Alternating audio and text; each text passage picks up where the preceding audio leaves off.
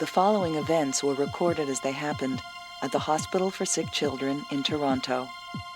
In this episode of Life's Little Miracles, Trevor's heart and Christine's struggle with cancer continues. I can carry poo for you. 7-year-old Christine has been battling cancer for 3 years and has a tumor attached to her vena cava, one of the body's major veins. Doctors have also discovered a lump on Christine's liver, which could indicate the cancer is spreading. The getting it out part will be difficult. All honesty, you can never tell a parent that you're going to get it all out. Christine faces high-risk surgery to remove the tumor. Hey, you be good in there. Good dreams, okay? After 8 hours, doctors have removed the first piece of tumor. Now they must remove the remaining tumor without damaging the vena cava. Now we're going to try and do the hard part. Injury to the vena cava could result in fatal bleeding, but the surgery may be Christine's best chance for survival. I think this is the hard part where we're stuck. We'll temporarily occlude the flow there and just finish that little piece off. So we're taking out piece number 2. It's off the vena cava, now we have to get off the aorta. God almighty. Goes on and on and on. So I think you can expect that we're going to be going over the time that was booked. Okay. That would be my guess. You know what? Don't give me a guess. 'Cause Yeah, it'll just make me, once it goes past that time, Yeah, I start yeah. You know what? That's the best approach. Okay. Okay. 3-year-old Trevor Moore was born with a hole in his heart. I need the bag. His condition causes one side of his heart to enlarge and could lead to heart failure. Give it to the technician when she calls you. Doctors hope to close the hole without opening his chest by threading a plug through a vein up into his heart. Are you sleepy this morning, Trevor? Daddy waking me up so early. Really early to get here? Today, Trevor will undergo testing to prepare for the procedure. Let's go do a little ECG, okay? If doctors discover the hole is too large, Trevor will face open heart surgery. There. All right, Trevor. There you go. Babe. Stay still. Real still, okay, sweetheart? Almost done. Because otherwise your picture will turn out fuzzy. You can't have a fuzzy picture. Can you see over here? There's your picture. Now, does that look like you? You know what? You're all done. Yay. So now we have to take all your tabs off. You ready? 1, 2, 3, one more. Woo, you're done. That's it, you're done. There, you want to sit up? There we go. We're going to show you some things that you're going to see when you come back to the hospital, okay? Do you have any questions about coming back to the hospital next week? Well, kind of. What would you like to ask about? Well, I don't Okay. know what this is. These are called syringes. I love these ones. You love the lids? Did you have any of those today? Did you have a blood test today? No. Not today. Have you had one before? Well, it was a long time A ago. long time ago. Do you remember what it's like when you have that done? It's a little ouch, isn't it? When you come back here and you have your operation, you're going to wake up and you're going to have a little Band-Aid at the top of your leg, okay? And it's going to be a little sore there, but we'll give you some medicine to help it from hurting, and it goes away pretty quickly. Okay? Can you think of anything else that might be helpful for... We haven't really told him a lot about what's going on because it's... They let you know what they want to know, usually what they're comfortable with. I find if they know about the IV after and possibly the oxygen, they just don't panic when they wake up. Yeah, even if they don't understand all of it, it's just comforting because it's somewhat familiar for him. Okay.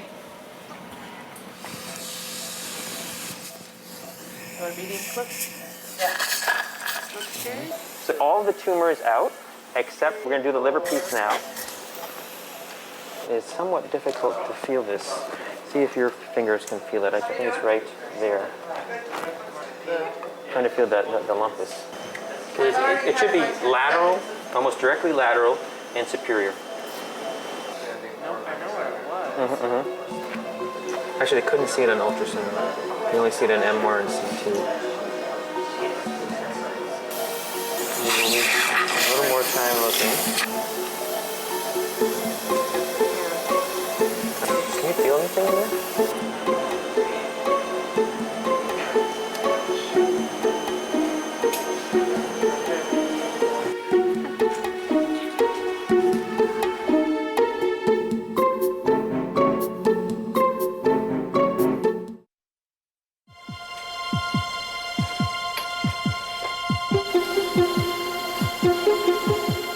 To me, it feels like it's right under there. Okay. Right there. Right where that little thing is? Right there. Right? A little bit, no, a little A little bit. bit lateral? Right there. Right there. Okay. When you take this out, you want to get normal liver all the way around it, so. Not much to look at, I must say. Can you leave that? I'd like to just cut that open at the end. Are we closing? We are. Okay. I think we've done everything on our list.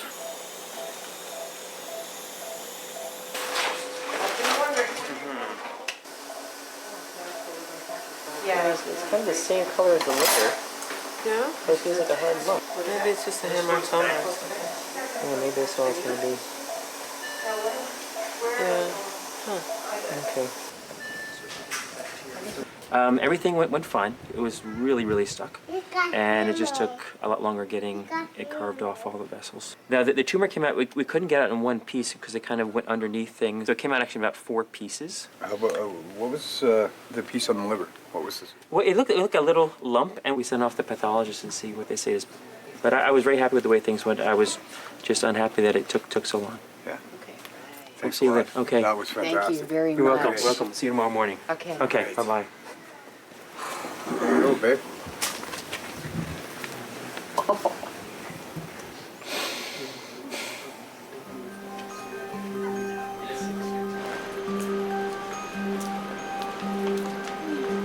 So I just want to make sure that you know exactly what the defects, how it looks like. If you see that wall between the left atrium and the right atrium, there's a defect in that wall. And the first thing we do is we put down a probe in his esophagus. And then we get very good pictures. And again, we measure the defect. Is it usually fairly close to what they've got on the Usually a ultrasound? little bit bigger. Okay. So now we have a new picture of the heart and the defect. And we decide in this situation if it's suitable for closure. If it's a defect that's unsuitable for closure, then we come down to you straight away and say that this is something that we have to go to the operation room to fix. And how long is that? Like about half an hour into the procedure? Yeah, half an hour, yeah. Yeah, okay. That's what it takes. But you'll come down anyways and just say they're going ahead with the procedure? Well, or... what we do is if we come down shortly to you, quickly, then we say it's too big or it's the surrounding rims are not good enough, so we can't do it. We have to call the surgeon then. And that won't turn be open heart? Does it sound scary? The explanation's good, it's just hard to think. I'm just hoping that you don't come out in 30 minutes and say... I can understand that. I can understand that. It's okay, honey. It's just so good to know everything beforehand. Wow. Wow.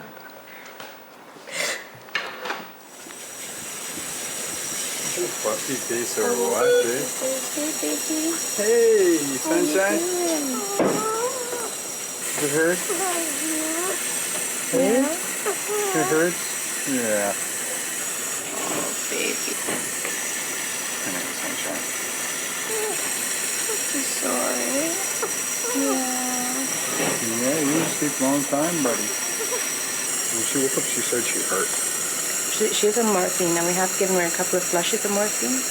We don't give her too much in case she stops breathing, but enough to keep her comfortable. So she'll be a little bit sore. Considering how long a surgery she had, that's... Yeah. 11.5 hours, that's a long time on the table. Yeah. And I'll tell you, she's tough, this one. Tough as nails.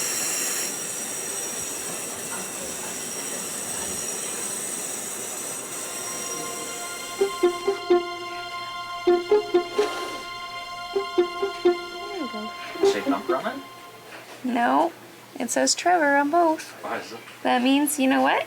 You're matching. That means he's yours. Say, see you later, Dad. Give Daddy a kiss. You're right after with some ice chips. You might even have a freezie. Oh, he'd like that. Do you like That's what he's hoping freezies? Yeah, can I give Daddy a smoochy boochie real quick? The thing I like is popsicles. You like popsicles? Well, I don't think they have popsicles downstairs, but we have lots of freezies. Is that okay? There we go.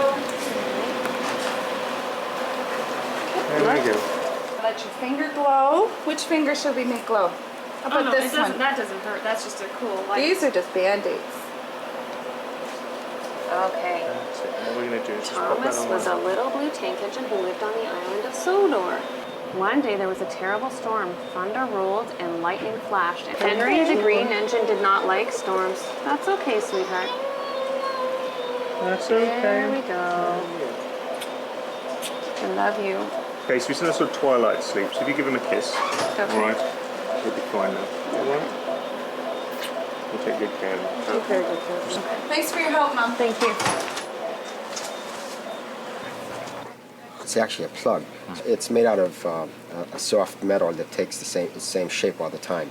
You see the center of it, that goes inside the defect, and then this is just the rim to hold it on either side of the wall. Okay. And what we do is we fold it down into a tube like that, and then we thread it up into the heart and open one side and then open the other side. And Okay. That's how it gets in.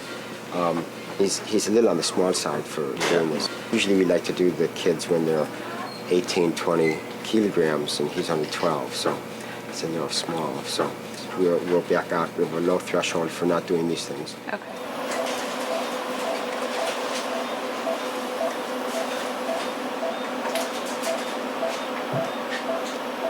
So that's a rim towards the aorta. There we go. Now just see if you can keep it there and measure it.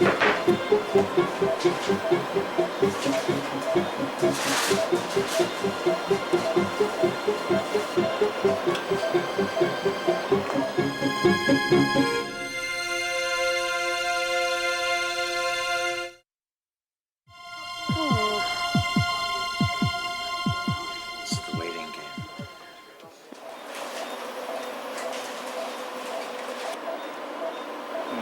That's a good rim there. Looks like it. Here's the same measurement again, so Probably that's It's accurate. about 7.5 by 7.5, give or take. So now we'll get ready to enter his vein.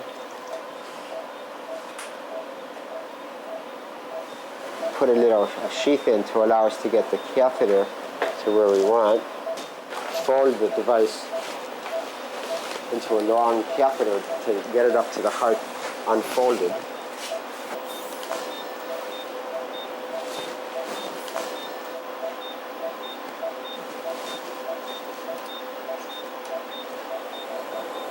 And we're going to open the device, bring it down to where we think the hole is. Right there. And close it inside the heart.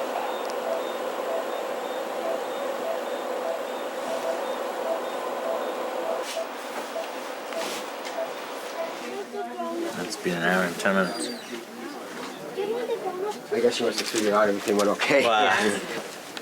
Not an extra heartbeat. So here's for his baby book. Oh, thank you. It's a picture of his heart. It's sort of a side view, so it doesn't look like you imagine the heart to be. And there's the device sitting inside there, just like that. It looks pretty big. And there was no leak at all? Or? No leak. Oh, wow. No leak. Oh, I'm so happy. Yeah. And if he's okay, he can go home 5 o'clock, 6 o'clock tonight. Okay. Well, thank you very much. Yes, thank you very, very much, sir. You have a good day. Have a good weekend. Awesome, awesome. Stay and talk.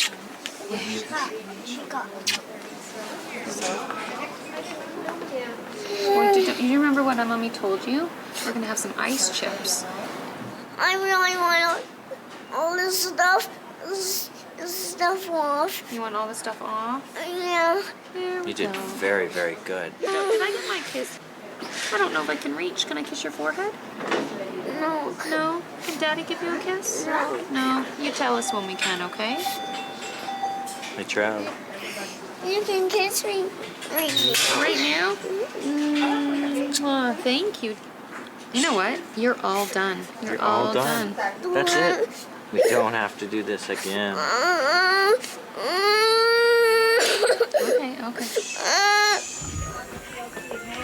Good afternoon.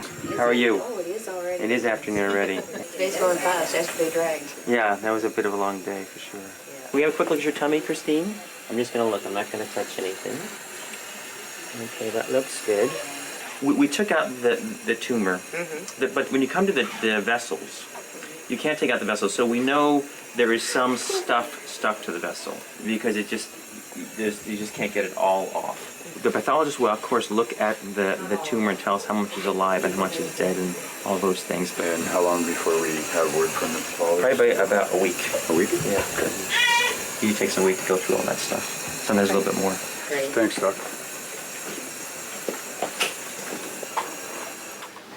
He's awake now? Oh, He's never slept. Sorry? He has not slept. He has not slept at No. all. Okay, good. Can I have a listen? Just listen. He's just worried That something sounds- else is going to happen. So you haven't seen anything in the afternoon that's Nope. worrisome? Nope. Okay, That's it, eh? that's it. That's all. So that's complete. Good. Very good. And then Somebody's just a getting really smile that sleepy. we're waiting for. That's great. All right. Okay, great. Thank you very much. Thank you. It might be easier just to slide off, buddy. Yeah. So we're just gonna come a little bit farther forward, okay? I'm gonna help you, okay? Ready? Just shift your bum. Shift your bum. Okay. You can do it. Take a breath. Take a breath. You ready? Sure you are. Nervous. You're nervous. Go, hon. Okay, take a deep breath, sweetheart. That's it. And we'll stop whenever you want to, okay? That's You know where we're going?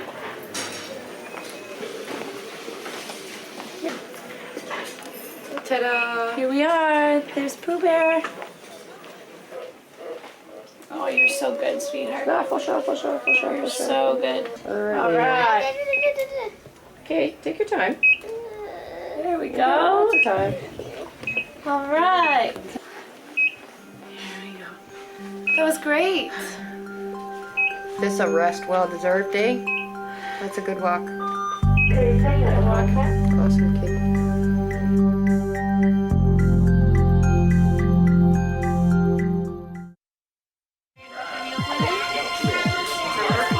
Come on in.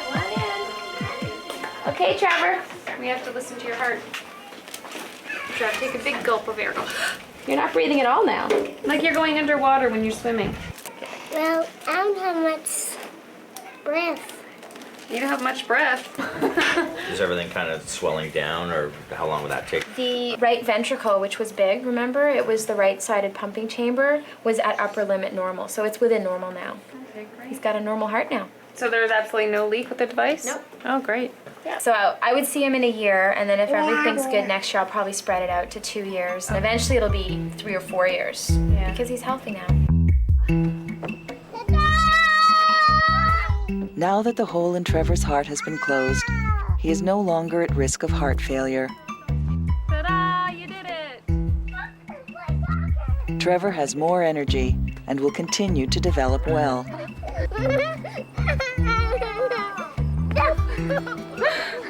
Where's Christine? She's in the playroom. Oh, good. Well, I just wanted to go over 2 things with you. Okay. First was the pathology results. So they went through all the pieces. So the liver lesion was negative for any tumor at all. So I'm not quite sure what that was, but it wasn't anything bad. The second piece of information is that all the tumor is very mature. And the maturity, they look at something called neuroblasts, which are immature neural cells. And she has none. None at all. None. Oh, yes. There probably is still stuff left, potentially in there, but it's all mature and therefore should have no significant malignant potential. Okay. So I think that's wonderful. You in the game for a sec? I want to tell you something. I talked to Dr. Gerstel, and the report came back on the tumor that they took out. It was all dead. There's nothing live in you. Cancer's gone. G-O-N-E. Do you care? Oh, good. You did awesome, kid. Right on. 11 days after surgery, Christine is well enough to be discharged. Hi, sweetheart. Take care, honey, okay? Bye. Are you happy? Yes. Me too. Christine has made a remarkable recovery from surgery and can now join the rest of her family at home. You gonna say goodbye to the hospital? Don't look back, eh?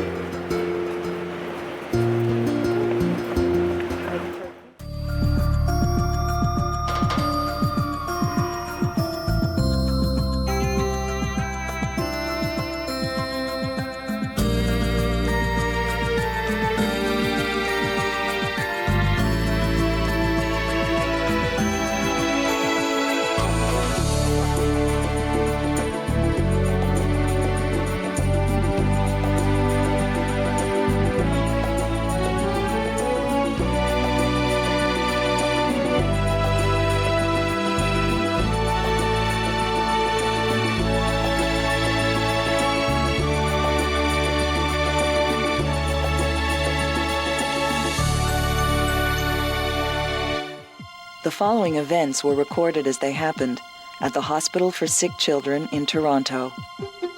In this episode of Life's Little Miracles, Ryan's cochlear implant.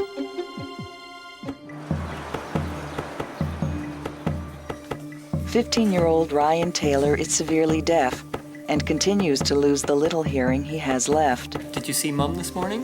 Bugger? Did you see Mummy this morning? He must rely on lip reading to understand speech. Ryan has decided to undergo surgery for a cochlear implant, which could increase his hearing to near normal. Oh, here's Dave. Hey. Okay. How's it going? Not bad. Okay, well, we're going all the way down the hall. I'm just gonna check if you hear what sounds you hear, what sounds you don't, okay? Today, Ryan will work with a therapist to practice listening to new sounds he will be able to hear once his implant is turned on. Shh. No, wait. Wait.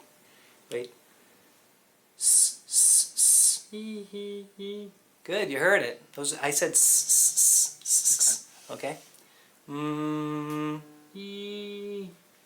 Listen. Good. All right. So he's having trouble hearing sounds like M on the end. Now he has enough hearing to hear that. Yeah. But since his hearing has dropped and it changes, yeah, he's not listening enough for that. Yeah. So close. So I think things are sounding a little different for him now that his hearing's dropped. Everything's out of balance. Yeah. Everything's different. Yeah. So send some stuff home. You guys can practice. For how long? For how long do you practice for teaching? After you get your cochlear implant. I'm not sure how fast it'll go. You know, might take you a little while to figure out what the sounds mean. Okay. Okay. The first thing you have to do is try to get used to it. There's a dog. It's drinking. Never hear that before. You know. Oh my gosh, I hear a TV upstairs. I never heard that before. You're going to be tired because all of a sudden all these sounds, you're going to be confused. You're going to be doing a lot of thinking. Okay. I'm not sure how long it'll take. Okay, that's okay. That's all right? Yeah, that's all okay. right. A little scary. Are you ready? Yeah. Okay, that's great. Ryan Taylor, sit down. We're there. We're all done. Okay. So you're all set? Do you want to know anything about the operation? Okay. It's my first time doing it, so. See, okay, so we'll make that a small cut behind your ear, and I'll shave as little hair as I can. Yeah. And then I'll secure the implant inside and tie it tightly to your skull so it won't move around. And then we'll sew it all up, and you have a big bandage that night. And by the next day, it shouldn't really cause you too much discomfort. It shouldn't hurt. Okay. Okay. You want to see your cochlea? Yeah. That's the cochlea there. There's the balance organ here, and there's the beginning of the other cochlea. These are the bones in the ear, and we're going to go right behind your ear here, and then we'll put the implant right in the cochlea. Okay? And it's normal. Looks normal. Are you having the facial monitor on while you're operating? Always. There's where I'll enter right there. Yeah, and there's the nerve going right into the cochlea right there. Everything looks fine. Good. We've been waiting. Yeah. Pretty exciting, eh? Yeah. It is. It is. It's going to make a big difference for him. It's going to make a lot of things very easy. It's going to make school a lot easier. What about swimming? We wanted to ask about swimming. Fine. It's okay? After you can swim after a month or so. Oh, see, go to the cottage. Okay. Okay. But it's probably for the first month or so. It's probably not a good idea to clean your room. And it's probably good if you eat a lot of pizza and French fries. Yeah. Those are things. You have to clean your room. If you clean your room, it heals faster. Yeah, it'll heal faster. Yeah, and be nice to your sister. Do they look like doctors? Are you going to believe them? All right. Oh, that's great. So that's it, pretty much. Okay, so we'll see you Thursday morning, or Thursday afternoon, 12:30.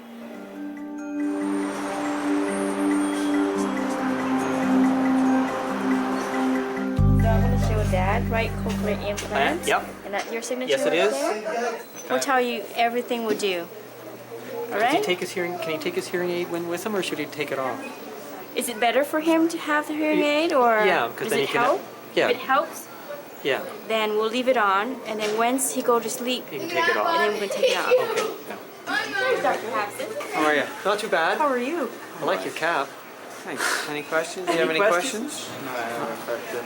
You sure? He's ready. Yeah, he's ready. Okay, I'll see you inside then, all right? Twee will take you in a couple of minutes. Okay. All right, and then I'll come and see you very soon. All right, we're ready. Okay. You all set? Thanks. Yeah, we're all I'll set. see you guys as soon as we're done. Yeah. Soon, yeah. All right, thank you very Okay. much. Okay, would you like to come with me, Ryan? Okay. Off you go. Daddy. Hey. Oma too. Bye, Ryan. See you after. Bye. Good luck. We'll see you in a few hours.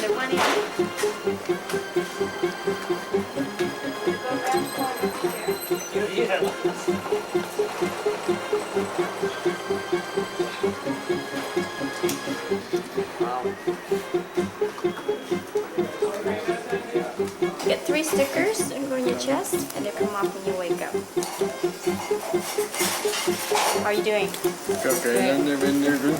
You're doing really well.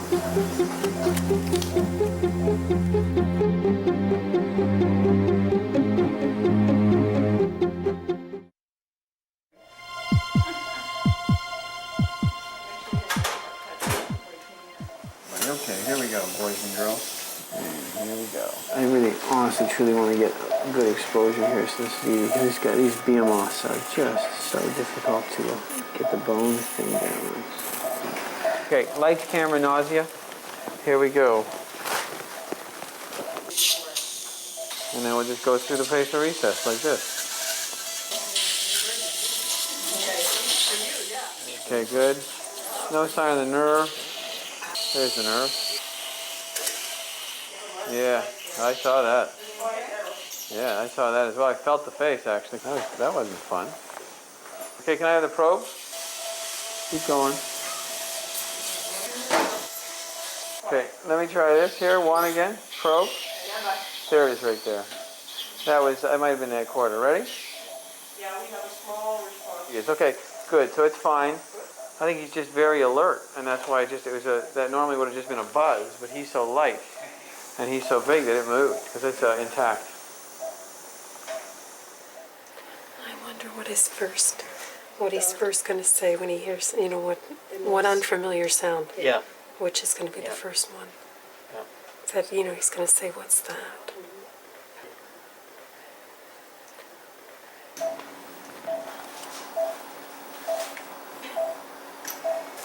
Here it is right here.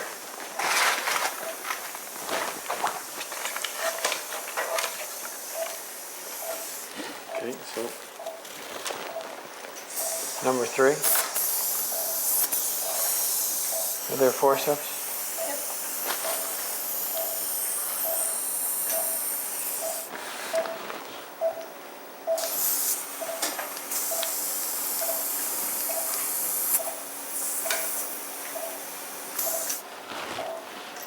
Good. Perfect. I'll be just about ready to close in a second. So we've just tied the implant into place, put it into the cochlea, and now we've tied it into place. This went in really nicely and everything's going to be perfect. It looks to be a good day for young Ryan. Hey guys, how are you? How are you? How are things? We're all done. Oh, everything went well. Perfect. You did it? Fast? Yeah. It went very quick. It did. The facial nerve was just where it was supposed to be. Good. All the electrodes went in perfectly. Wow. Everything's sewn in. So it was great. Good. Great. I think he's really going to benefit. It's a good insertion. Great. Boy, he was so looking forward to this. He's going to do really well. Wow. Yeah, we're excited. Yeah. Thank you very much. Thank you very, very much. My pleasure. I'll Thank see you you. guys upstairs later on, and Yeah. I'll see you in the morning. Yes. Oh my God. Wow. Thank God. Okay. Oh my God, I can't believe it. Oh, I'm so And excited. everything's on? The nerve's okay? Yep. Everything worked out well.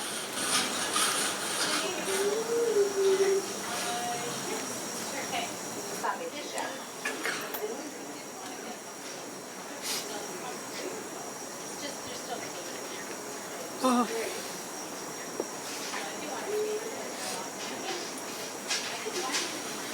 You okay, buddy? God, look how big he is now. Our little baby's growing up. Ryan. Ryan. We can't hear us. Oh, God. Everything's okay, buddy. Okay?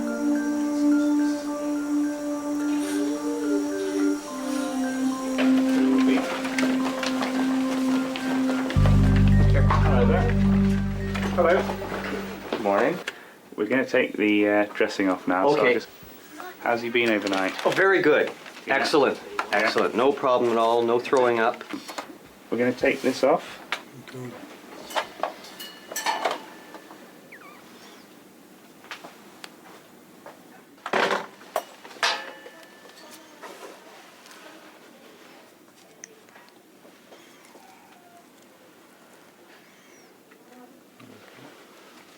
Good stuff. Good. It's all done. There's just a little bit of bleeding there, but you always get some of that. Yeah. And, that will settle down pretty quickly, I should think. Sometimes people are a little bit unsteady. Yes. So take it easy to start with. Yeah. And if all's well, then it will be fine to get home. Okay then. There's just a little bit of bleeding. Okay. I don't know.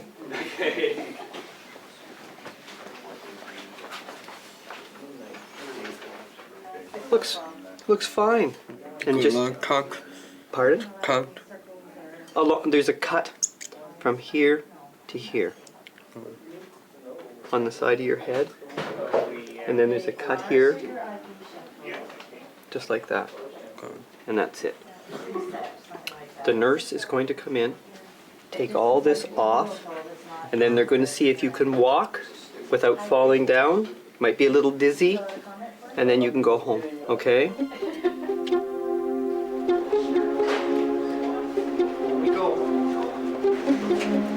Don't worry, the bump you won't see the bump. It'll be fine. Okay, you wait here. I'm gonna go get the car, okay? You just sit here and wait, all right? I'll be right back.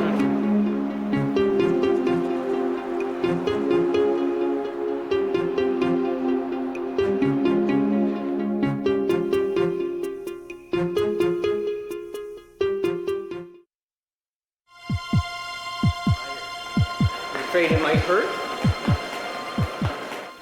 Are you excited? A little bit. Wow. Weren't expecting all this, were you? No.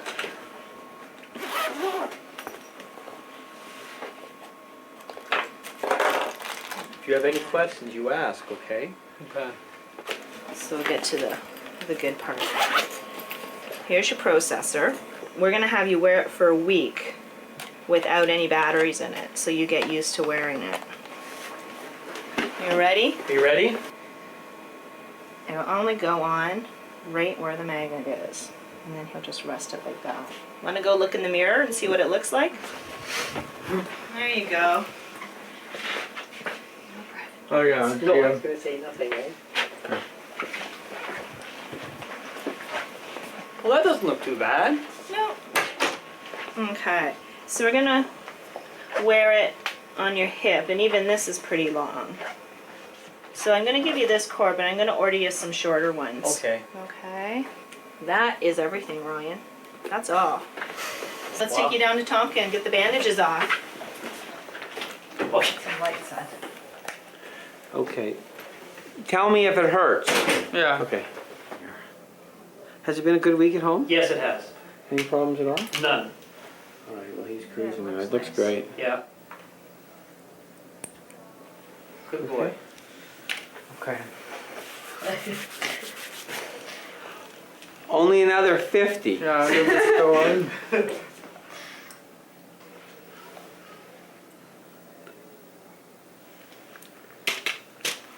Right there? Yep.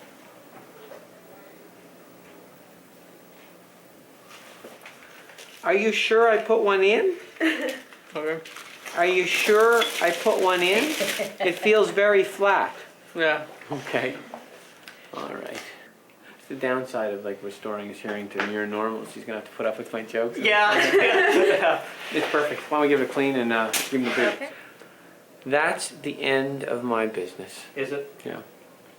Terrific. No. Thank you very much, Dr. Papson. Okay, thank you very much, Dr. Papson. That's it. We just have to go see Pat, and she's going to see when you get turned on. And Dr. Papson says to turn on very quickly. So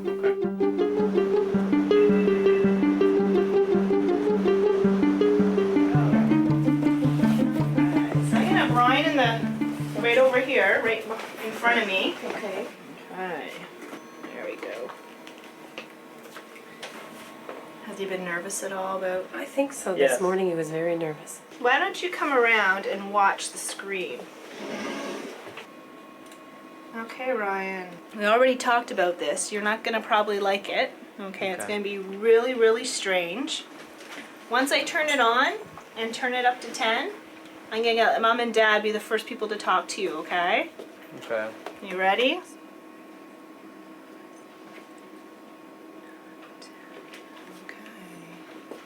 Yeah. Hi, Ryan. Hi, Ryan. How are you? Can you hear me? No. You can't hear me? No, I can't get it down. No, you hear me. You hear us? Yeah, that's Mommy's voice. Yeah. Sounds very strange. It's so different. Okay. Watch when I go bop, bop. I can't get it down. Okay.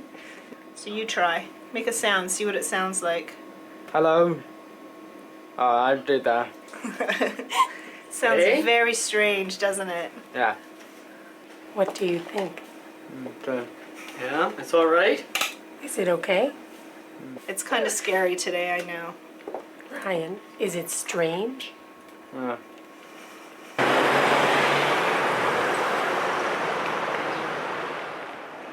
Because now you're going to hear so many different things. And you can say, what's that? What's that noise? What's that noise? Do you hear the cars? Okay.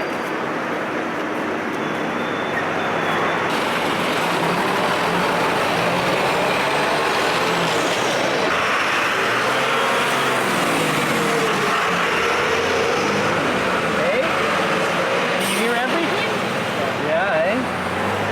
More than what you heard with the hearing aid? Yeah? Okay. Okay.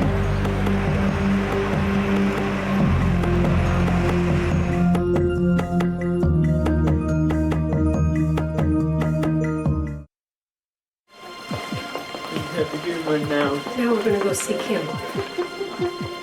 We're going to go do a hearing test. You ready? Yeah.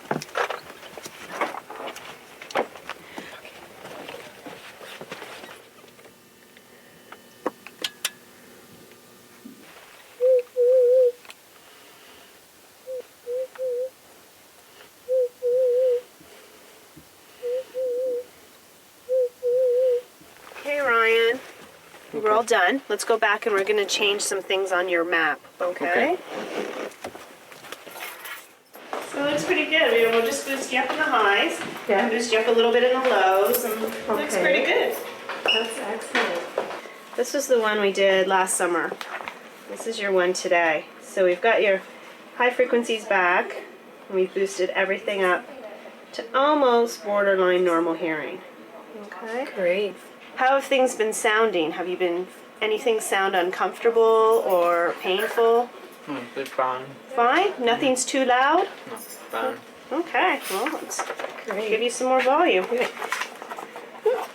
Your mom was saying this morning that you're listening well. You were listening well this week. Yeah. Good. So actually, I want you to sit where your mom is sitting, and she's going to do the 6 sound test today. Okay. Okay? Shh. Shh.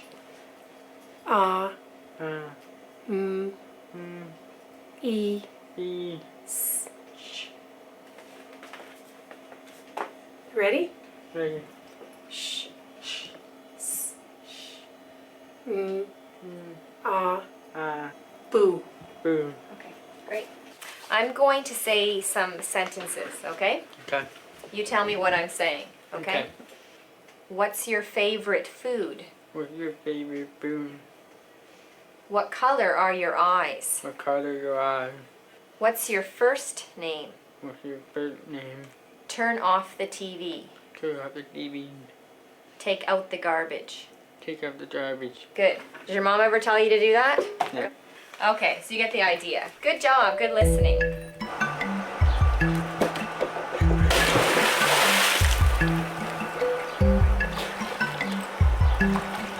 Now that Ryan has a cochlear implant, his hearing has been increased to near normal. Okay, you have a game? Is your person wearing a hat? No. What's your person have over here? No. Ryan and his family will continue the exciting work of improving his ability to listen to and understand all the new sounds available to him. Very good. Good. Good listening.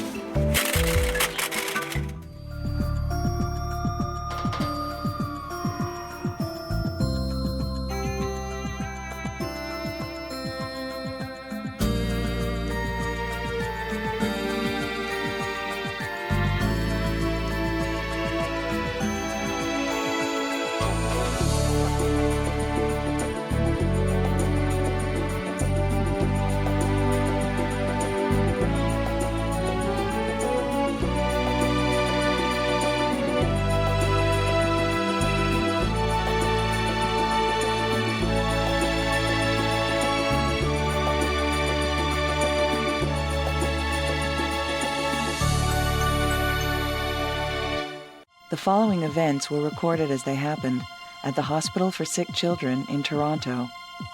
On this episode of Life's Little Miracles, Brian's jaw surgery and George's struggle with kidney failure.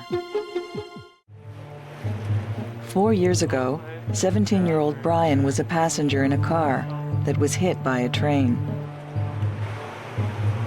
He has already endured 4 surgeries and has paralysis on the right side of his face. Now Brian and his parents have traveled from Winnipeg for surgery to rebuild his jaw. Doctors hope to make Brian's face more symmetrical and improve his bite so he can eat normally. I'll just go over this, what we're going to do and where we're starting. This basically is the way he bites now. Sure. Teeth fit like this. Obviously, it's not the way things are supposed to be. We want to give him a real good bite and a really good occlusion.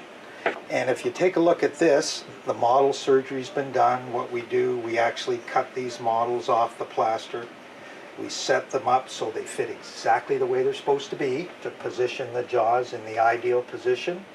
That way, it's not sort of guessing. We've got some positive places to position, so when treatment's complete, we should end up with the teeth functioning in this position, which is an ideal front-to-back position and an ideal position with respect to the biting surface, and get a very nice aesthetic result.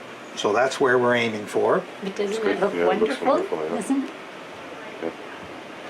That's why when I seen it, I started crying.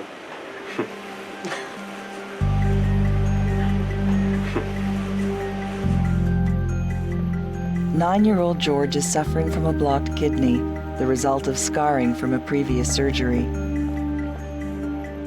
Urine collects in his kidney, causing it to become enlarged and prone to infection. His condition is painful and can result in kidney failure. Today, doctors will try to clear the blockage without making an incision in his body using a laparoscope. Did you bring anything special with you today, Teddy? No? You don't have a lucky thing you take in the operating room? If they are not successful, George may have to face a major surgery to save his kidney function. You guys can have a seat in the playroom while I get the other family ready. I can come down. I can only go up as far as the door. No, I mean like when I wake up. Yes, I'll be in the recovery room. Okay? It's okay. You'll be fine. And then you can ask Dr. Curry the question. Okay? Morning. All right. Nice to see you. Good to see you. Anything new exciting to report? Nothing much. We went to see Royal Canadian Air Force when we were down here. Was it good? Oh, it was great. We got front row seats. Show me your key. Close. It's gonna be a great change for you. I know. I've been waiting for this. I've gone through a lot. So tomorrow, for the upper jaw, what I actually do is make a cut right off in the sulcus. Okay. And because it's two-part, I'll actually make an incision in the gum between where those two pieces are. And then once I've mobilized the upper jaw, I actually bring you forward, bring the two segments together, and then I wire you up in the splint. Whether or not I leave you wired together at the end of the case depends on what the fixation is like, how solid it is. But the thing to remember, especially with the tube in your nose, is if you wake up and all of a sudden to think, you know what, I may have my teeth wired together and the breathing tube may still be in. So it's always best to tell you that, because then you won't panic when you wake up. How are you, big guy? Things all right? How are you, Mom? How are you? Very good. Are you doing okay? I'm okay. Good. So, do you know what we're going to do today? Don't. Okay. I'll make you a little drawing. You know, this is your kidney. And then we have a ureter, a tube that takes the urine down all the way to the bladder. And right here, where the ureter joins the kidney, there's a band of scar that's made this junction here narrow. So what we're going to do today is, when you're asleep, we're going to go up with a little scope that has a camera at the end. Look at this point here and make this scar wider. Cut the scar so that it goes from being narrow like that to being wide like that. Hopefully this will relieve the obstruction so that the pee comes out of the kidney easier. At the end of this, we have to leave a stent so that it heals around it. Okay. You've had a stent before, and the stent goes from the kidney down the ureter and sits in the bladder, and it will drain all the urine away for you. All right, big guy? Okay. Are you nervous? You are? I'm nervous too. You better not be. So you're gonna hold my hand or what? Huh? You set to go? Let's go. Okay.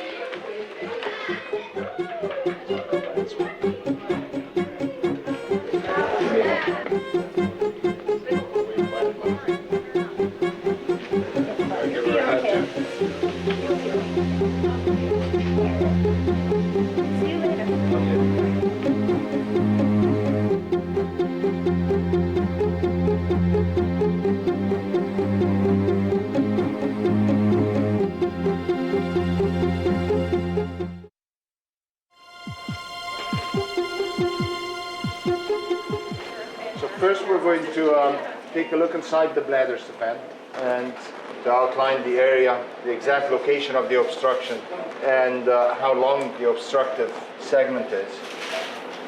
And we're going to do all this procedure today without any incisions, so that we can hopefully save him another operation.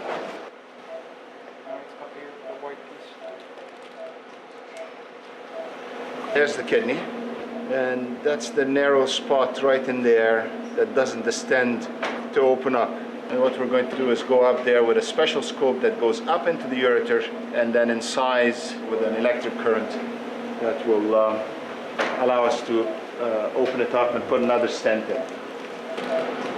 The ureters in children are quite fragile, and if we're not very careful, we can put a hole in the ureter, which is very damaging. Very careful here. Okay. Like I said, yeah, definitely. You planning on wearing that in surgery? Yeah. Little Armani set there. You like it? I like it, yeah. Basically, this is the splint I told you is going to be left wired to your upper teeth. Okay, so when you wake up, even if you're not wired together, this is going to be wired in place. And the reason for that is it stabilizes these two segments in the proper position until they're healed. Okay. Yeah. And then the only other thing to remind you, it's possible, I hope it's unlikely, that you'll wake up and then you'll be wired together like that. Okay. And the only other thing that could happen is if it looked like at day 5 or 6 you weren't popping perfect into the splint.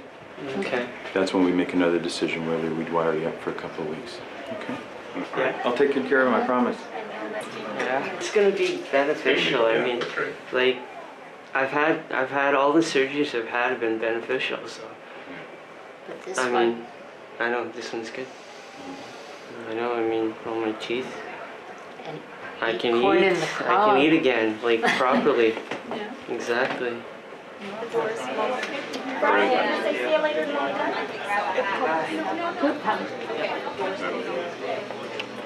I love you too. Love you, bud. Yep. I know.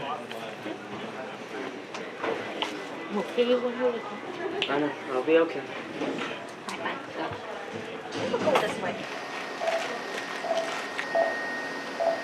Okay, I'll see you when you wake up, okay? Okay.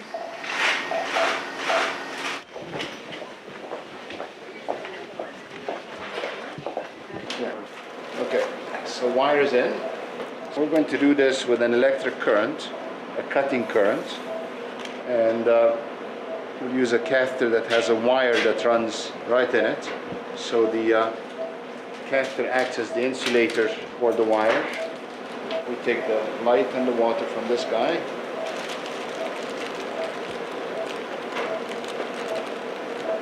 And we switch scopes. Let me see, pull back, let me see what's happening on the medial side first. Come out very slowly. I would go another little tiny fragment right there.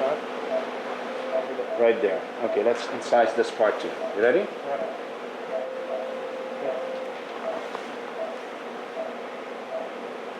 So we're backing out of the ureter again. And now we're going to put another stent so that that incision heals around it. And our hope is that this will heal without recurrent scar, because of course if he forms scar again as he heals, that's not going to allow it to remain open. What we did is we went up the ureter. The narrow segment was about 1 centimeter long, very short. So we came in with our electrocautery and basically incised this flap here. So now the opening has widened then? Yeah, it's much wider. He has a stent back in because we need to keep it open while it heals so that hopefully it doesn't stricture back down again. I'm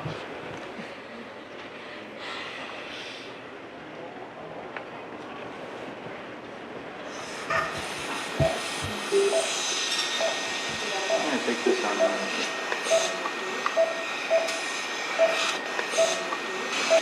going to take this on. You can hold this.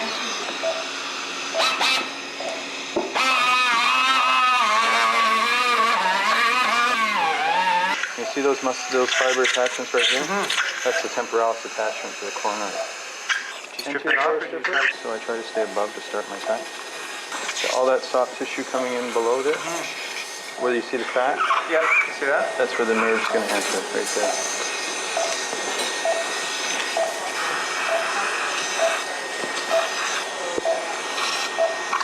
You try to stay above the nerve, and actually you can see the nerve now.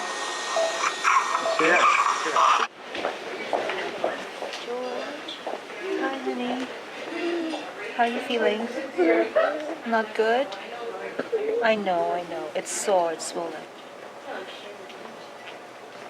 We're a little concerned. His urine is really quite red still, so we're just on the phone talking to Dr. Curry and seeing what he's going to decide on that. It's pretty red, and there's been some clots in it and stuff, so it hasn't really changed a lot in its color since he got here, and I think they were sort of hoping with all the fluid it would dilute it. You know what, we'll keep on running the IV fast, and if it continues to be that red, we'll see how things go. But he did have some blood clots in the kidney pelvis when we were done.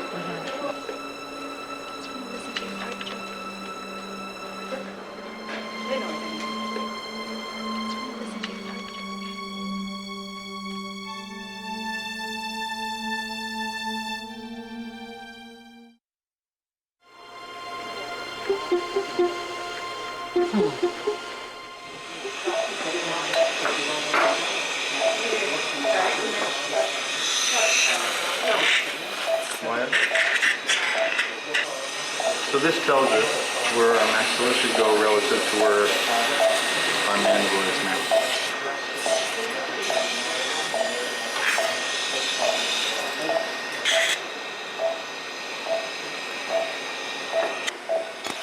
You can see already that his midface is come forward from pre-op, but we've moved his maxilla, his upper jaw forward. So instead of looking flattened through here, he's got more central midface projection. We actually check and see if he's going perfectly into his splint, and he is. So there's no need to wire him up today. Hi. All right, he's fine. Yeah, no problem. No problem. The mandible split went absolutely perfectly. The biggest risk that we had talked about with that was the nerve, you know, the sensation. We saw both nerves, and the nerves should be intact, so I don't see that as a problem. So we didn't have to leave him wired up. The little plastic splint is just wired to his upper teeth, and that'll stay on there for about 6 weeks. And the reason for that, what it's doing is stabilizing those two segments in position so that they can heal in that position. And you can relax. Give the ladies about 15-20 minutes, and you'll be able to go and say hi. Okay. Thanks.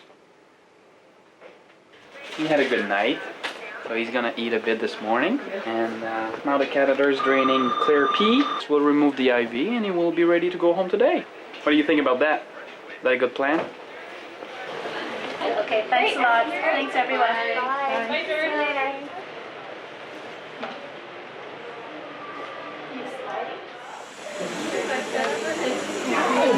Hi, I took off, I took what's up. And hi, Dad. Hi, Russ. How you doing? We're okay. Good. Everything went better than Dr. Phillips' plan. Good. Everything went wonderful. He's got my hand. He's not letting go. I will stay here. I won't leave. Okay? As long as they let me stay. Hey, people. Hi. What do I get the brace out? The splint, that plastic Yeah. splint, 6 weeks. Whoa. Yeah, what it's doing is, remember how Just a question. Yeah.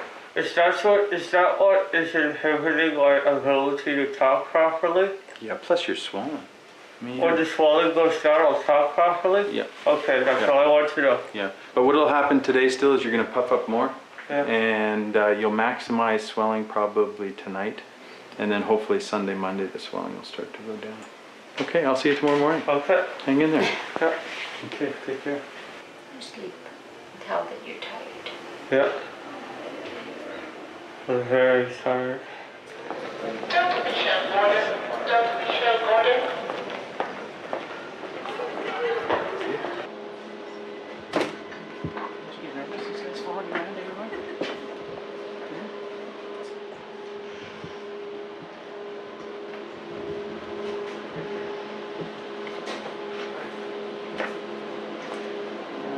Let it go. Take a big breath in and hold it in for me. Hold it nice and tight. Good job. Breathe.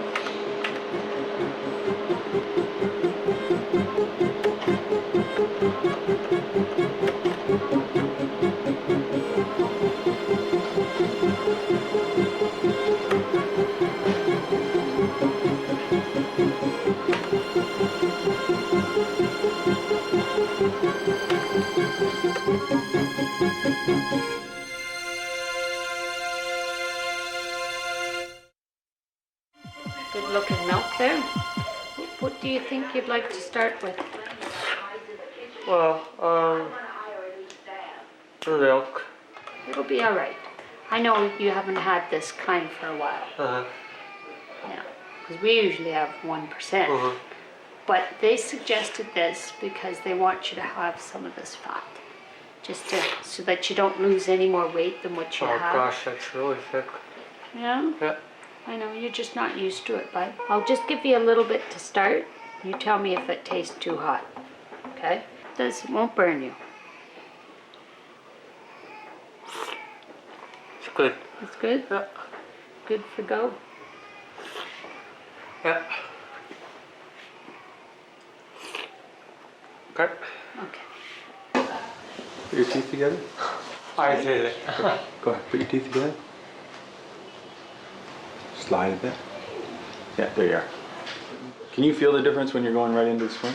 That's perfect right now. I was looking, I was just feeling it on my teeth, and I was like, oh, it's like perfect fit. There's the door. I was like, oh man. Yeah. Can you feel how it interdigitates? It goes right into the splint? Yeah, that tells totally. you you're perfect. It's awesome. Okay, so you know you're going home today? Yes. Awesome. Yeah. Okay. Yeah, you're all right. Oh yeah. You sure? Yeah. Okay. Just remember, Brian? Yeah. Slow. Yeah. Hey, how are you guys doing? Good. So, Mr. George, you had your ultrasound and your scan, right? The last ultrasound that I have for you, without a stent, shows, and I'll put it up here and we can take a look at it. This is the kidney. All this black stuff is urine that was not able to drain from the kidney. And at that time, our numbers were around 3.5 centimeters. And on today's ultrasound, on the most recent one, we're down to about 1.5 centimeters. Has he been having any pain or symptoms? Nothing yet. George? No, nothing at all. He's fine, huh? Yeah. Pain will be the key thing. If this obstructs again, the first thing you'll notice is you'll start having pain in your side. Okay? So if you start, if one side feels different than the other, or if you start having pain or anything at all, then you should let me know. Okay. Okay? Oh, that's good. Good man. Give me 5. All right. Excellent.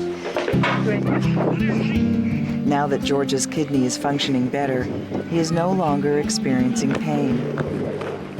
Yeah! Doctors will continue to monitor him over the next year, but are hopeful that George will not have to face major surgery.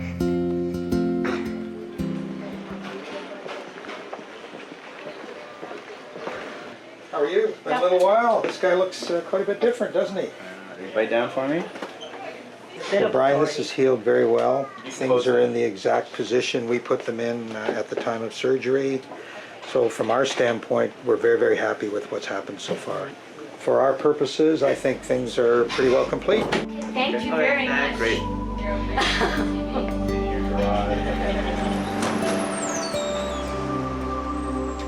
Brian's jaw surgery has been a complete success.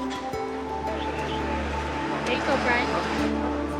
His bite is normal and his appearance is improved. I want to see you bite into this. Is it good? Brian plans to undergo additional dental surgery, but he is one step closer to repairing the damage he endured in the accident 4 years ago.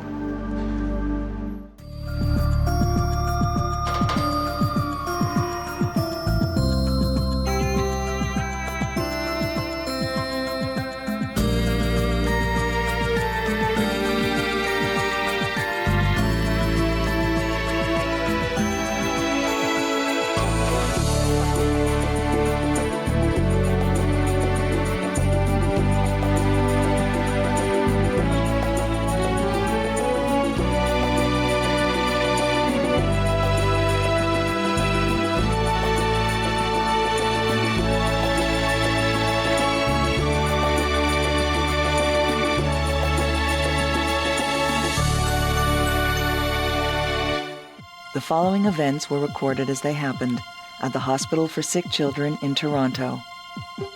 On this episode of Life's Little Miracles, Erin's spine surgery.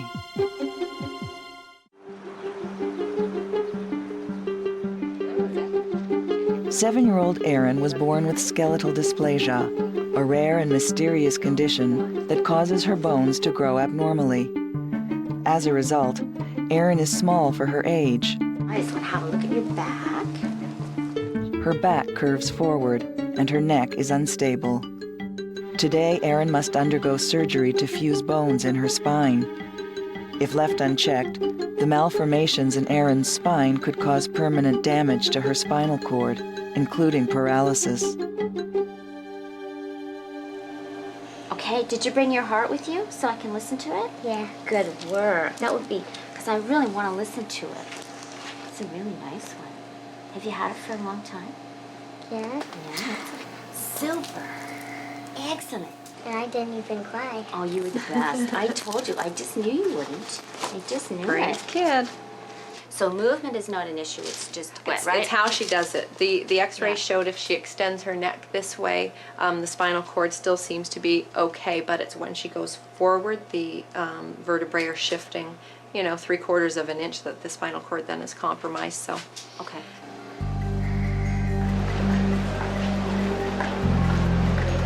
You ready to take some nice pictures? You okay? Hard to hold your arms like that, isn't it? There, maybe down you'll come and hold them. There he comes. Hold your breath. Here we go. Good. That's one picture done. There we go. Now this next picture is going to be really weird. I want you to open your mouth really wide for me, good girl. Okay, nice and still. Okay, you can close your mouth. Good. Good job. Hello, how are you doing? Hi, Mary. Good.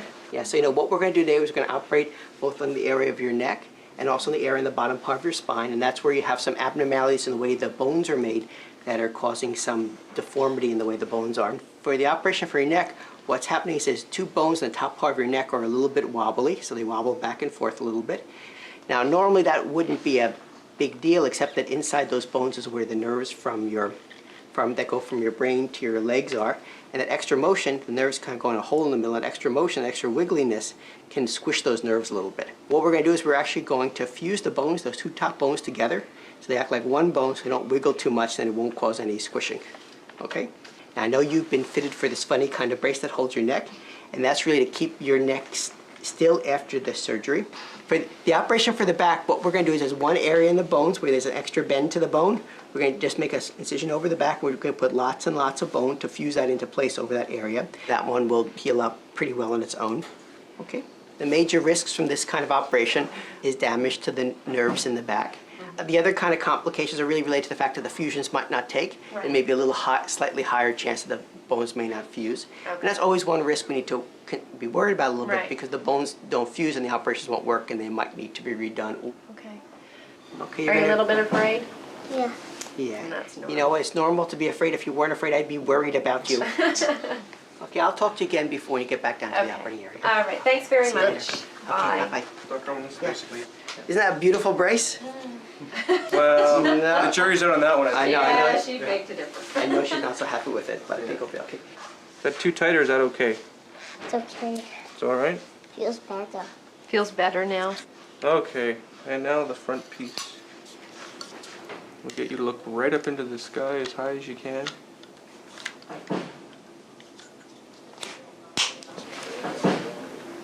What do you think? Good. Yeah? Hi guys. Hello there. This is Erin. Aaron. So our job then is to take care of her, make sure she's asleep, comfortable, getting the fluids that she needs, the oxygen she needs. So what we're going to do is we're going to go in the room pretty soon, and we're going to give you a little mask, okay? We have different flavor masks. We have strawberry, watermelon. Daddy wouldn't like watermelon. Daddy doesn't like watermelon? Okay, we won't give Daddy any watermelon. You like strawberries, by the way? No. You don't like strawberries. Okay, do you I like like bubble gum. I like bubble gum. Bubble gum it is. Because of the nature of the operation, we will need some extra monitoring apart from the absolute basic standards or usual. We are going to be very careful with her neck because I don't know exactly how stable or unstable it is, but we'll be very, very careful and take all precautions and assume that she does have an unstable neck. Okay.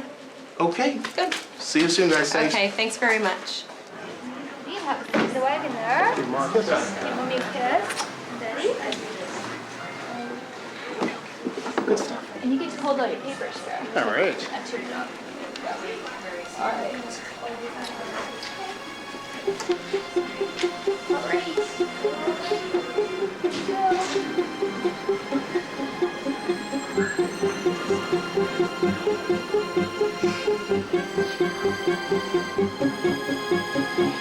Aaron, can I show you my nice little bubblegum mask? Angel Bear has some first. Likes it very much. You want to try it now? Yeah. That smell like bubblegum? Another deep breath count. Good for you. Have a nice sleep.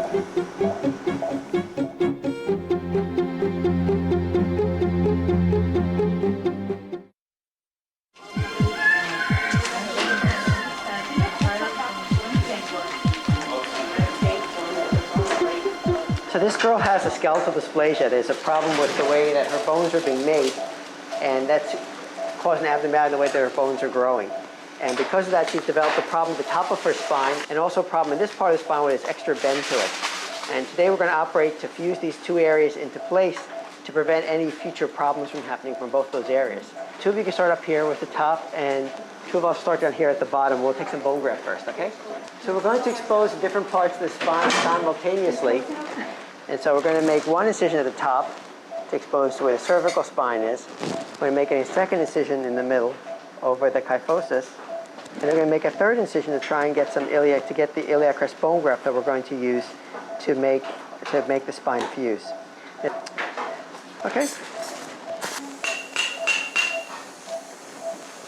Taking the patient's own bone brings her own osteoblast, the cells that make bone, to them, and gives you the best chance of getting a good solid bone fusion.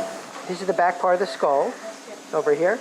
Here's the back part of the first cervical vertebra, and here's the back part of the second cervical vertebra. We're going to put wires underneath this vertebra, wires underneath this vertebra, and a piece of bone exactly this size in between, and the wire's going to go all the way around. It's going to hold the bone in place and keep those two from moving. And in the meantime, we should probably let the our neuromonitoring people know that we're going to be starting to do some work under the lamina, and they should probably get ready to help us out.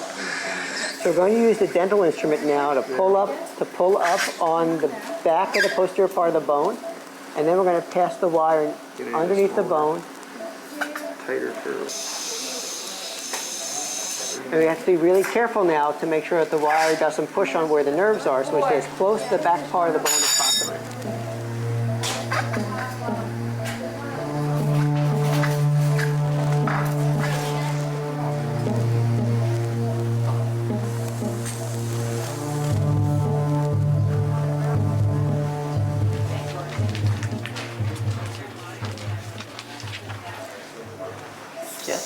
So far, so good? Yeah, we're doing very well.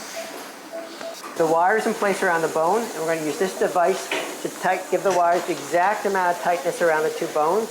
We have an x-ray that shows that everything looks really well aligned. And so we're finished with the cervical part of the spine. We're going to finish up with the thoracic part in a moment.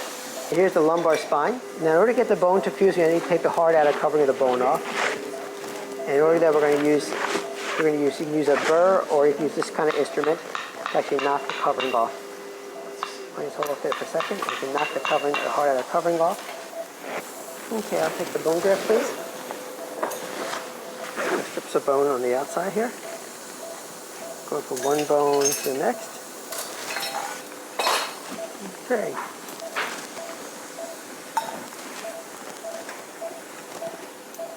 Large bone graft here. Should hopefully be enough. So the way this operation works uses one of the most remarkable characteristics of the body. And that bone can always heal by making more bone. These fusions will heal by the bone making more bone over the area. Bone is able to heal with itself, and that will hopefully prevent any further problems with this young girl.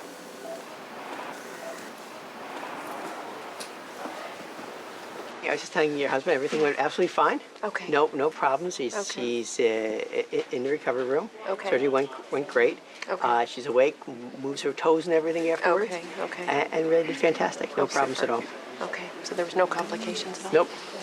Okay. Good. So the volunteers will get you probably in about 20 minutes or half an hour or so, and you can see her in the recovery room area. And she has that brace on. Yeah, and everything was strong while she was under her heart and everything else? Yep, no problem. I put the brace on her. Okay. It's actually on her skin, not over a t-shirt. We don't have a t-shirt or anything in the operating room. I'd like her to try and stay in the brace while she's getting up out of bed and moving around. Certainly can be out of the brace in bed and things like that, so she doesn't be using the brace all the time. Okay. Well, I appreciate it. Thanks so much. I'll see you later. Okay, bye.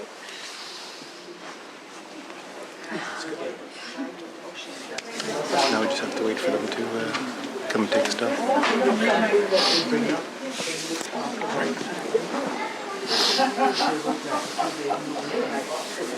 That's right.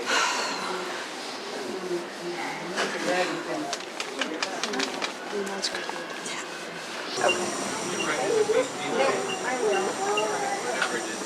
What's she doing?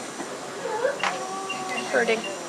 Can you touch her finger? Hey, Dad. Daddy's here, honey. Hey, sweetie. Me and Dad won't leave, okay? Pardon? It hurts. Yeah, she just gave you some medicine so it won't hurt, okay?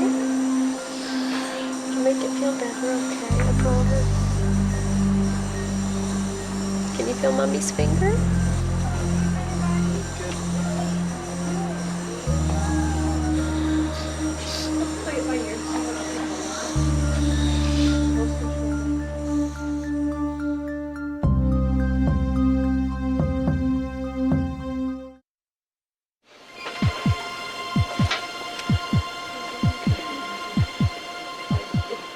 Doing good, honey. Okay. She just has to come around to do one more thing, okay? Okay, so this is the one that goes in the tube. You won't feel that. You might feel it going in, okay? Oh, there we go. Whoop, you feel that, eh? Okay, look, I'm going to go really slowly, okay? It's okay. It hurts? Okay, honey, I'm sorry. Okay. It's all right. It's just like the saline solution. Okay, all done. That's all. Just keeps it clean. That's all done. All right. Do you think we should put the chin piece on for the transfer? Well, I can't adjust it at this point because do you see how high up that has to go? Yeah. Her whole neck would have to be tilted. And okay, you just try to hold your head as still as you can here and while we go, okay? All right. And just don't try to look around. You just look straight up at the ceiling, okay? And we'll try not to bump. Mom and Dad are right here. We're walking with you, honey, okay?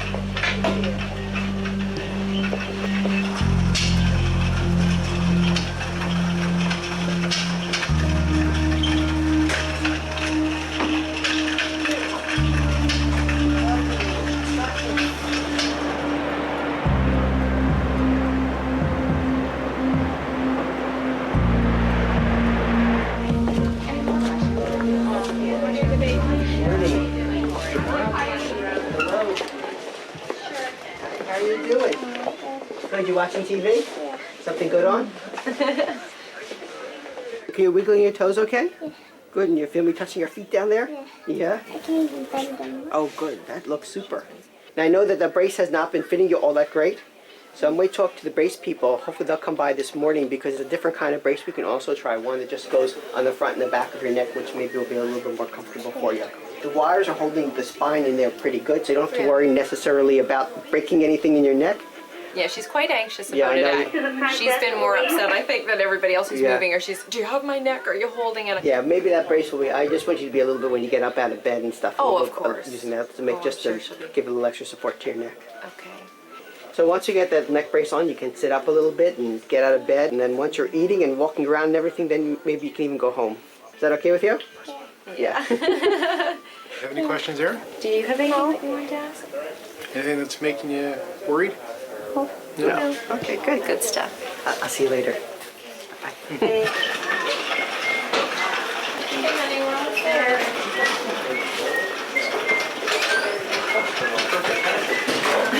What we should do is get her onto her back, and I'll get a collar, and we'll try it on. Now, is the collar, is it a two-piece? Or? Two-piece. Okay. So there's a back and a front. So when she's on her back, we can slide the back piece underneath. Okay. And make whatever marks we need so that we can make the adjustments, and then we'll put the front piece on. Okay. Okay. It's not that comfortable, honey, but it won't be for long. Okay, it's just to get this fitted.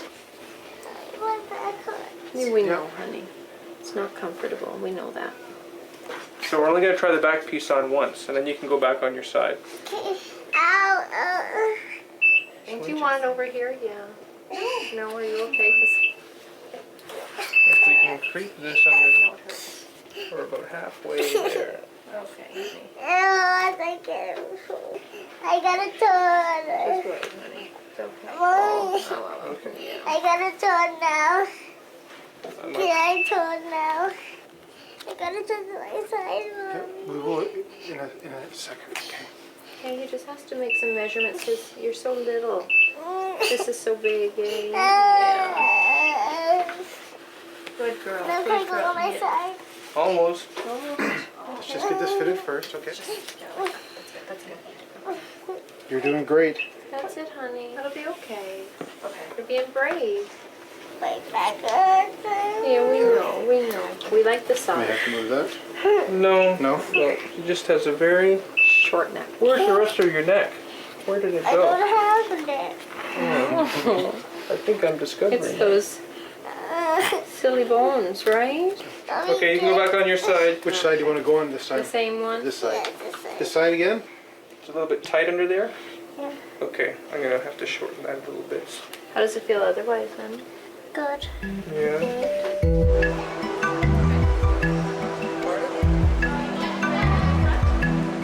Will we start by taking one hand each, and then you can try on your own? Yeah. Okay, well, let's start together, okay? I'll take little shuffles. That's it. Hard work, isn't it? You tell us if you feel like you can do it all by yourself. If you don't, we'll hold your hand. What do you think? You think you can do it? Yeah. Wow. Good for you, Erin. Here, I can see them. Are you wiggly wobbly? It's not volunteer over there. Far enough. That was an excellent job. Wow. Hi, how are you doing? Good. Good. How's your back and neck feeling? Good. Starting to feel a little bit better? Okay. I think she's coming along well. She looks great. Yeah. Okay. You doing okay? Yeah. Yep. Once she's comfortable with the collar on, she can go home. Okay. Hot dog, you hear that? We get to go home. Okay, so So we'll keep getting better, won't we? Yeah. You're the boss. Are you ready? Make sure the bed's out of the way here. Hi. Good. The big hallway. This will take us to where the elevators are. See the bright sunshine there? Yeah.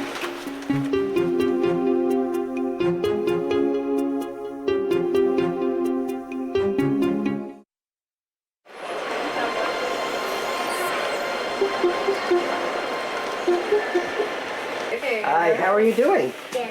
Good. I hear your back and everything is doing really well. Yeah. Is that right? And you're back doing all sorts of stuff? Yeah. Yeah. How long has it been now since the operation? 7 weeks. 7 weeks. Okay, oops, you're falling out there. Can I take a look? Can I take a look at your back? Yeah. Sure. What she's So it's not. good long hair. So there, it's healed up really well. Mm-hmm. Okay. That looks fantastic. So let me show you your x-rays. Here's where the wires are at the top of the spine that we use to hold this into place to get to the very, very top of the spine to fuse these two bones in place. That looks super. And over here is where the bend in the back is, where we put the bone graft on the side, and it also looks very good. So at this point, we need to monitor the x-rays along to make sure that the curve in the back slowly gets better over time. It doesn't get any worse over time. Right. Okay. But it looks like the actual Looks fantastic. is yeah. taking Yeah, and it looks it's great. healing. It looks Okay. fantastic. Yeah. Great. Right now. Okay. Okay. So you have a list there. You have a list there. Do you remember what you wanted to ask? What do you have? Skipping and jumping. When is she allowed to Yeah. skip and jump? I told her probably not quite a while. Yeah, I would wait. No, probably you should probably wait at least 3 months after the operation before you do a lot of skipping and jumping if you can manage it. Okay.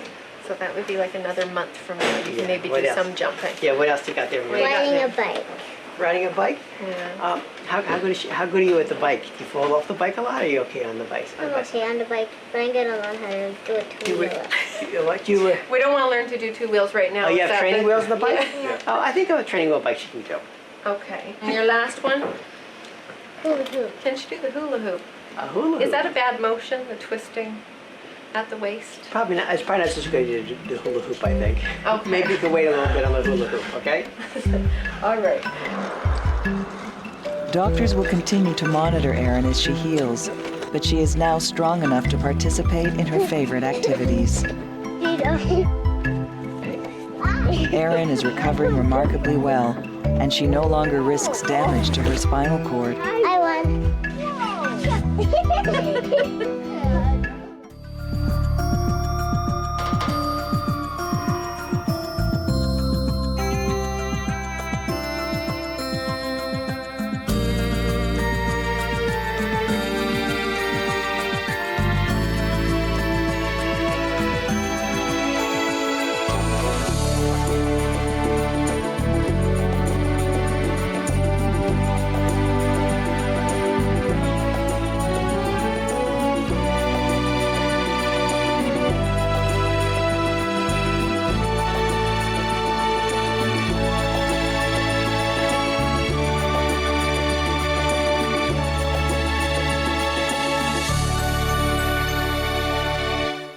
The following events were recorded as they happened at the Hospital for Sick Children in Toronto. In this episode of Life's Little Miracles, Lauren's heart.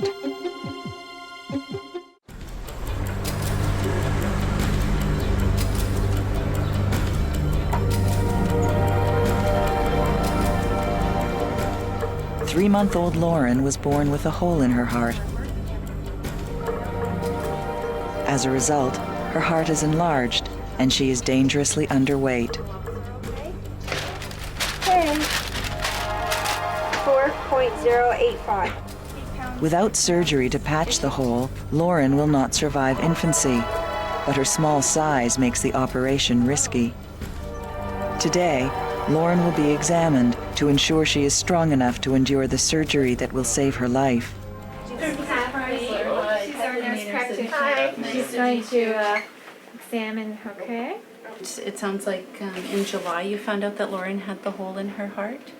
Yeah, about a month ago. And what was Lauren like? What was making you worried about her? Well, the doctor was worried. She went for a 2-month checkup to get her shots. And then her next shots is 4 months.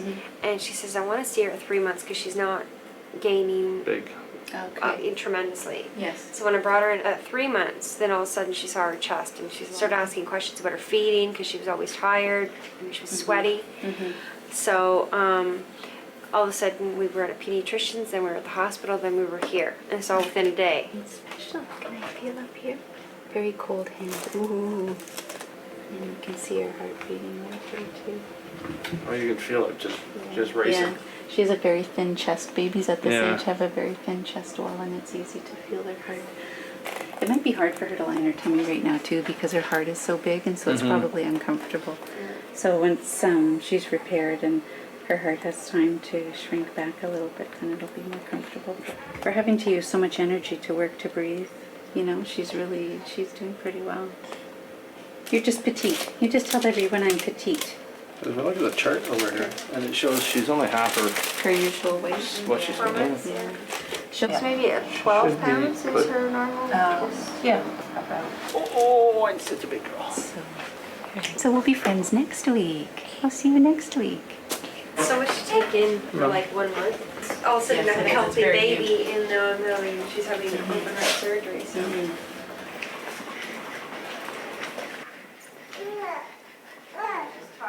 She probably won't like it, but just to let you know that she's gonna have to go in here. It's like riding a little bicycle. Hey, say hi. Are you ready? I can do it if not. Yeah, Dad. Yeah, I can do it. Hey, Dad, you can hold both arms up. Hey! Hey, cutie. Hello! It's okay, cutie. Is that the X-ray machine there? See? Oh, that's how it is. Here it is. Oh, I see. It's just really tight. That's to wear a jacket? Yeah. Oh, I do? Yep. I have to wear a jacket? It's okay. Yeah, it's okay. Almost done, sweetie. Okay. Okay. Okay, all done. All done. Okay, that's Okay, we're all done. Here we go. Come here.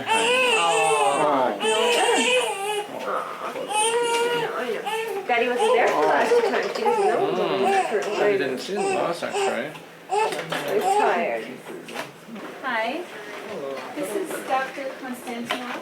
He's our Hello, cardiovascular surgical fellow. David Konstantinov. And here's Lauren. Nice to meet you. So let me show you X-rays.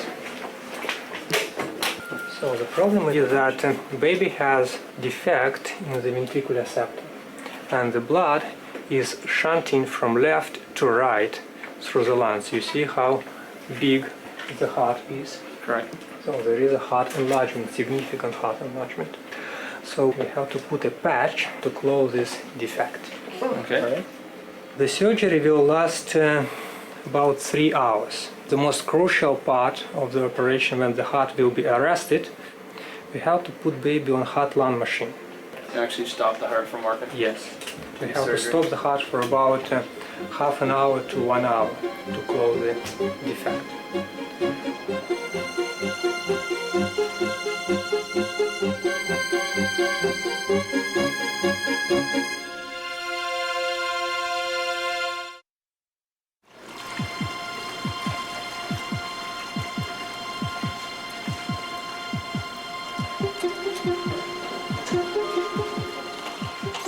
Let me hold you, because I'm good to hold you for a while.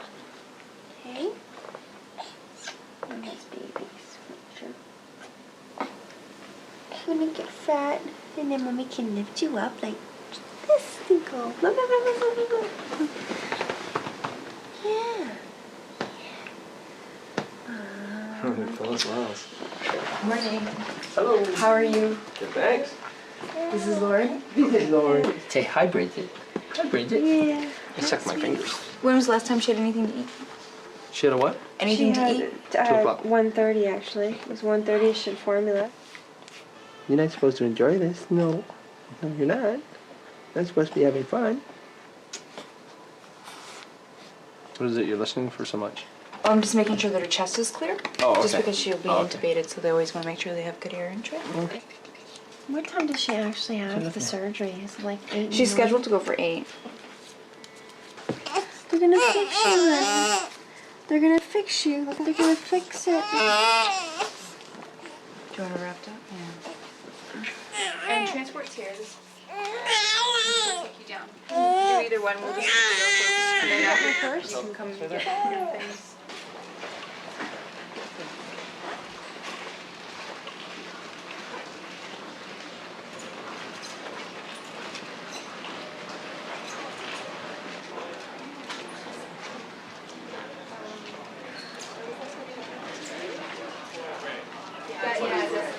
Aren't you beautiful?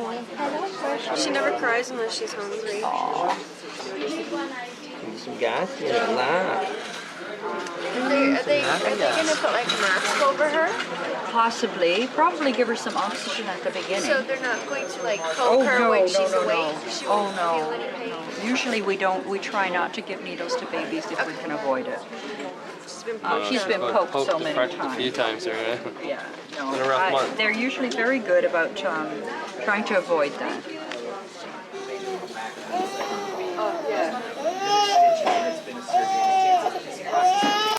If you don't mind, we go ahead.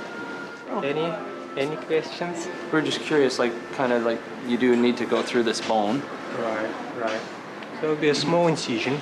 Okay. Right, so the bone, about maybe 5 centimeters or so. Okay. Right, so then we have to expose the heart and put baby on heart-lung machine. And they stop the heart, right? Yes, arrest the heart and do repair. The repair itself will probably take like 30 minutes or so. Then we'll restart the heart again. Then we'll disconnect heart-lung machine as soon as the heart beating properly. Okay. and then we'll close the chest, and we have to leave one small chest tube inside, right, to drain all the remnants of blood, everything, right, and hopefully we'll remove this chest tube in a day or so. Okay, perfect. It's okay with you if we go ahead? I love you, Mommy. Love you. Oh, sweet. Okay, Lauren. Are you taking her pacifier? It's okay, it's fine. Do you think she'd be happier with it? She'd probably. You want to take it? Yeah, it's okay. Yeah, I know. So I will come and let you know how things went during the induction. I'll come out to see you, okay? Great. And Linda will take you to the waiting room. Okay? Thank you. All right. You okay with that? I think so. Hey, you're so kind. Thanks. Yeah, bye-bye.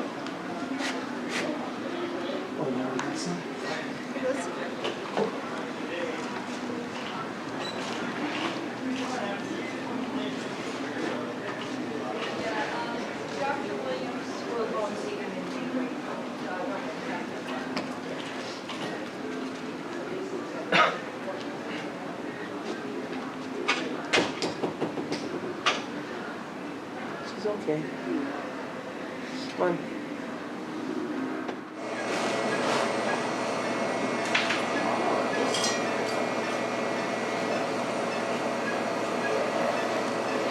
This was the chance for this the VSD. Yeah, it was quite a large VSD, quite high. Tower clip. Turn it up to 25, please. 25. Thank you.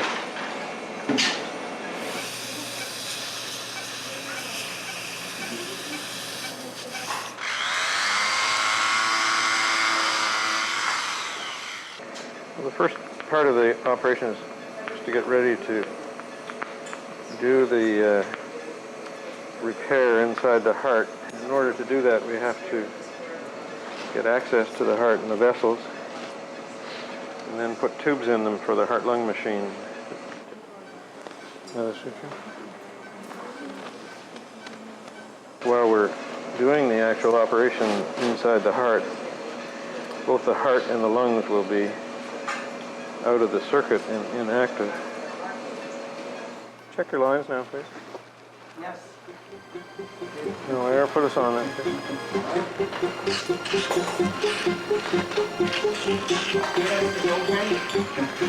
So now the blood is being partially drained into the pump. We haven't stopped it all going through the heart yet. You can see that with the heart decompressed, it gets considerably smaller. You'll see the heart start to slow and then to stop entirely.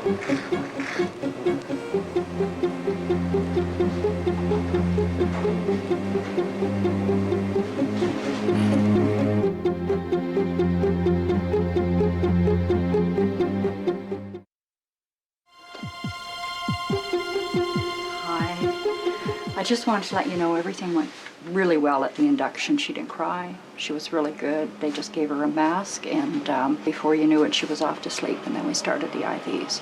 So the surgeon's in there right now with her? That's right. The heart's open, and they're repairing the little hole there. That's right. So we've opened the upper chamber of the heart, the atrium, and these sutures are going to hold it open so we can look inside. The hole is here.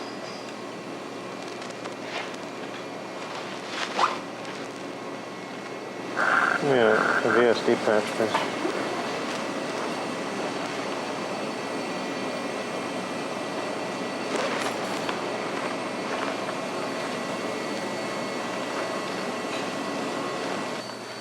The top of the hole is very high, making it a little difficult to see.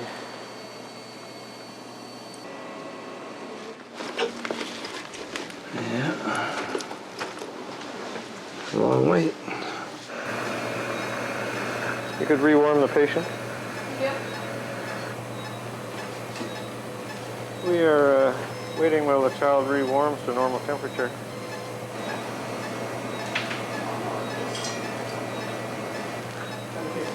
Heart is working again. We've let blood flow through it. Heart rhythm looks all right. We'll do an echocardiogram as the heart takes over the circulation to make sure that the anatomy and function is all right. Just keep it there, no? function looks good. Function looks good. And the VSD patch looks intact. Okay. Thank you very much. Thank you. Thank you, thank you. She's okay? Yes, things are fine. Come in and I'll talk to you. There are no surprises in terms of what we did. We found a large hole between the two pumping chambers, as we expected. We put a patch in the hole, and that went well. Dr. Smallhorn did an echo when they're finished, and things look fine. The heart's working well. The heart rhythm's normal. As I said before, the first 24 hours is always a concern. So it's done already. But each hour she gets past the operation doing well, she'll be a little bit safer. When can we see Very her? good. Mm-hmm. When can we see her? About an hour from now. When Yeah, I figured about an hour. Oh my goodness. When she's settled down the hall. Oh, she's okay though. But she's just on her way back. She'll be on her way back to intensive care in the next few minutes. Oh my goodness. Sigh of relief. Okay, so you can relax a little bit. Not entirely yet. But. No. Oh my God. Okay, so we're right here. This is Lauren's room, number 75, and she's in bed spot 3, which is right over here by the window. Okay. So, just there's a sink here. You can wash your hands. Are you okay, Mom? It's not too bad, honey.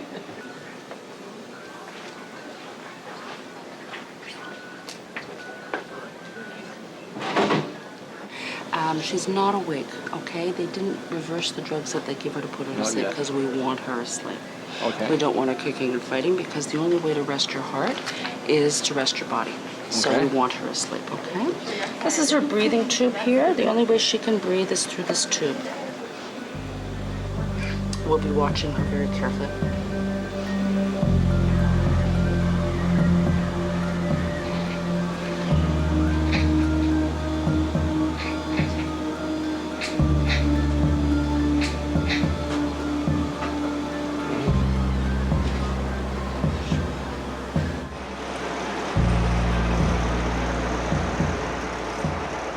It's okay. It's okay, baby. So much water.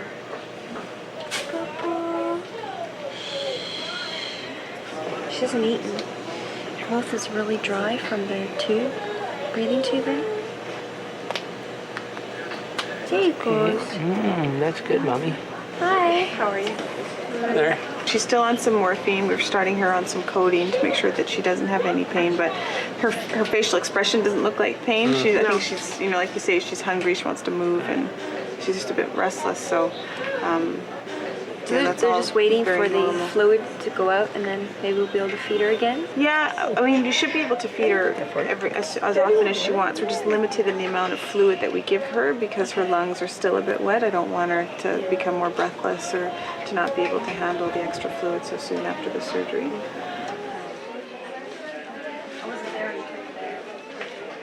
Okay, boo-boo. Don't pull anything. And this one's just the IV. And that's not gonna hurt either. Just the tape hurts. Oh, that's good. There. Just Out. like that, eh? Just like that. Oh. Little sore coming out. Oh, it's okay, boo-boos. You're strong, you're a little trooper. We gotta get this med too. Shakes her medicine so well, eh? I know, it amazes me. Even the potassium. Okay. All right, if you need anything, let me know, okay? Okay. All right.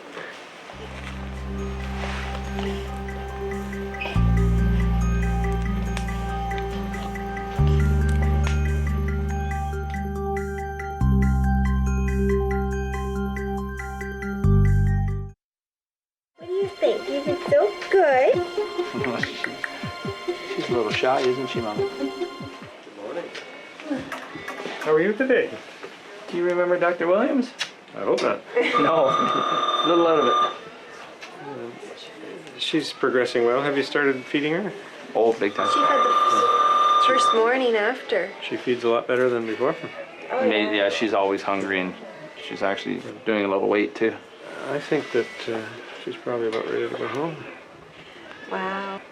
The nurse practitioner will check her in clinic the next week or two and make sure things are all right. Okay, any questions about her? Or? Couple of thank yous. Yeah. Okay. Take care. Thanks again. We'll see her again. Thank you. Just to make sure she's progressing. Hey. I get to go home soon. Go home in a day or two. After all that.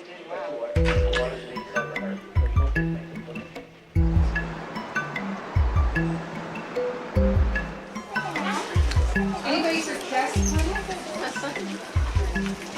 Oh, this is. Hello. Hi. So nice. Hi, guys. Brought the whole family today. Is this everybody? This is everybody. Yeah. How are things? Good. Good. She's putting on weight, which is the main thing. I see that, So hey? we're really happy about Lots that. of weight. She's a lot happier now. Yeah. But we were so used to the way she was before. Before we thought she was happy. We thought, yeah, she was always smiling, giggling. But now it's even more. Like she's just, you know. Now you see what she was really like. Hey. Yeah. She gets very excited. So I think we should get her off medicine. Get her off? Yeah. Get her off the lasers totally? Yeah. Perk's on her own more now. medication. That's really all it was for, right? It was for fluids. That's right. Let's have a listen. You're going to show the doctor? Incision looks great, huh? Yeah, it never scabbed or nothing. Like it was just. Looks good. She sounds great. Sounds great. She does, eh? Yeah, absolutely perfect. Yeah. I don't hear any murmurs, so it sounds great. Yeah, you Lots say to thank say. you. Yeah. Well, she looks great.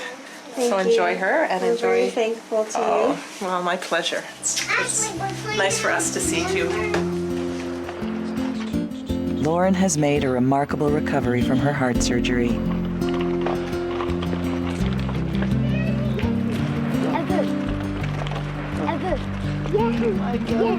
Now that the hole has been repaired, her heart is no longer enlarged, and she is able to gain weight.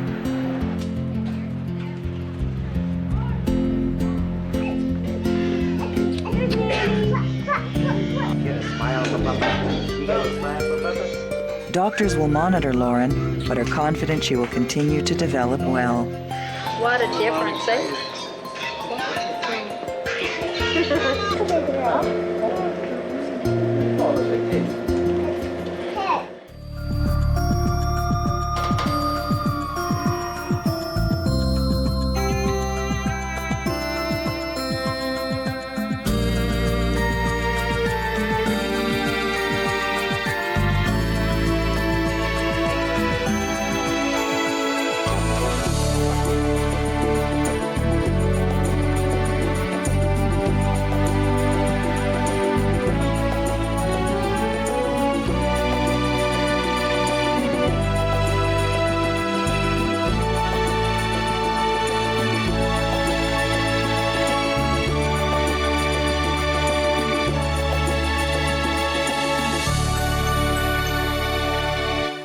The following events were recorded as they happened at the Hospital for Sick Children in Toronto. On this episode of Life's Little Miracles, Kareem's facial surgery, and Ashley struggles to breathe.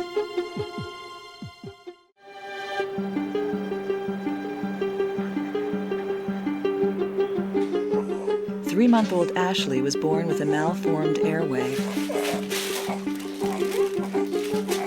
Her larynx is too narrow, causing her to have difficulty breathing.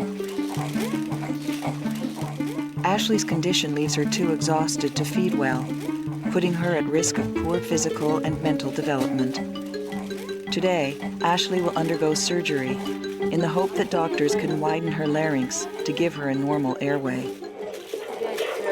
Oh, done, baby. Good girl. Okay.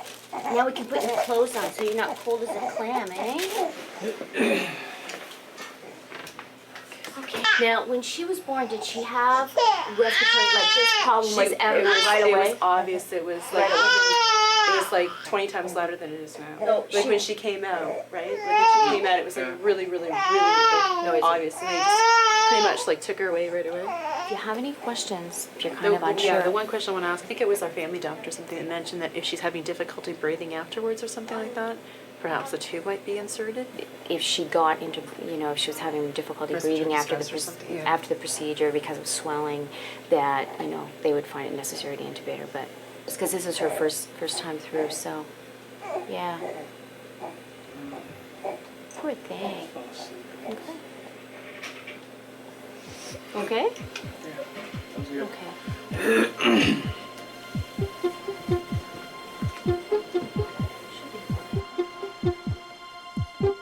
13-year-old Kareem was born with Treacher-Collins syndrome, which results in malformations to the face and skull. He has already had 16 reconstructive surgeries. 2 years ago, doctors implanted a bone-anchored hearing aid in the side of Kareem's skull to restore his hearing. How's that? Wow. Is that pretty good? Now, Kareem is having difficulty fully closing his eyes, putting him at risk of infection and injury to his corneas. Today, he will undergo extensive surgery to rebuild his eyelids and protect his vision from damage. Hey, Kareem. How are you? Are you all set? Yeah. Can you have a seat over here so we can just have a peek at things? So, Kareem, the plan today is to try and do something to lift up the soft tissues of your cheeks. And as we talked about, the two alternatives are to put a skin graft in there, which really doesn't look very good, or to try and take all the soft tissue which is down in here and then resuspend it and pull it up and attaching it to the bone. But also the other thing I'd like to do is to take a little strip of tissue from your leg and use that to thread under the eyelid to pull the eyelid up as well and gives a little bit more support. There'll be a small scar on your leg as a result of that. I already have one right here too. Do you? From my Baja. I can use the same scar then. Okay. So you're not going to take the top off of this again? This is not going to be taken off again? I'm not gonna, no, I don't plan on taking any bone or Bone anything relief. like that. And then the other thing that if you wanted we could consider doing is to put some more tissue in the cheek area in the form of an implant, a MedPore implant. And a MedPore is a plastic implant because it still looks like your cheekbones are on the small side. And so we can do that all through the same incision. Okay, I'll see you downstairs. I'll let you get organized. Okay, thanks. Bye, Kareem. Does anybody call You wanna know? without lunch? Yeah? Well, that's okay. Yeah. Me too. So we're just going to spread the larynx and open it up, and then we'll make the divisions in the larynx so that it stays nice and wide. And as I said, we'll give her a little bit of medicine that'll decrease swelling. But I would presume that whatever she is now, 24 hours from now, she'll be exactly here. But between then and now, she'll potentially get worse, noisier, trouble breathing, right, because of swelling. I always go through this. First 24 hours can be less fun than, you say. She'll improve? She'll improve. From the cases that you've done, greatly improved? Oh, yeah. Greatly improved? Yeah. Yeah, she will not be the loudest snorer in the house anymore. All right. You can hear outside the house, too. Yeah, that'll be much better. Okay. So I'm going to be taking her in shortly. I'm going to take her if you want to give her a little kiss.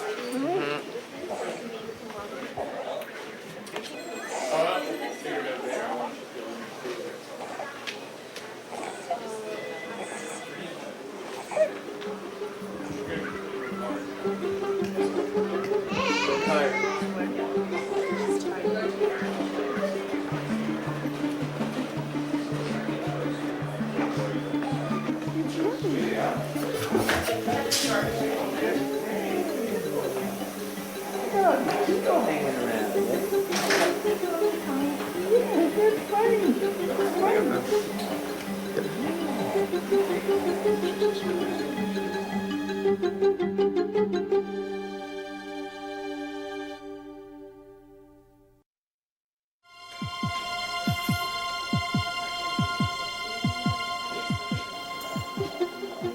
Probe me.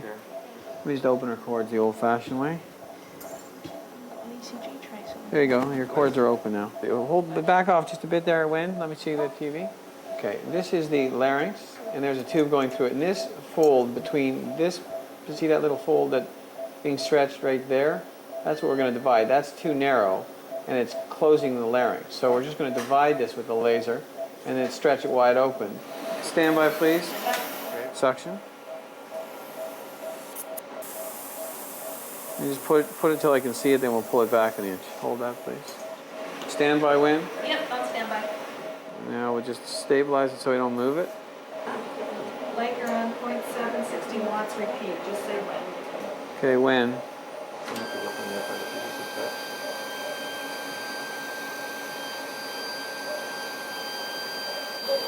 I'm just going to take a bit more here, and then I'll go to the other side.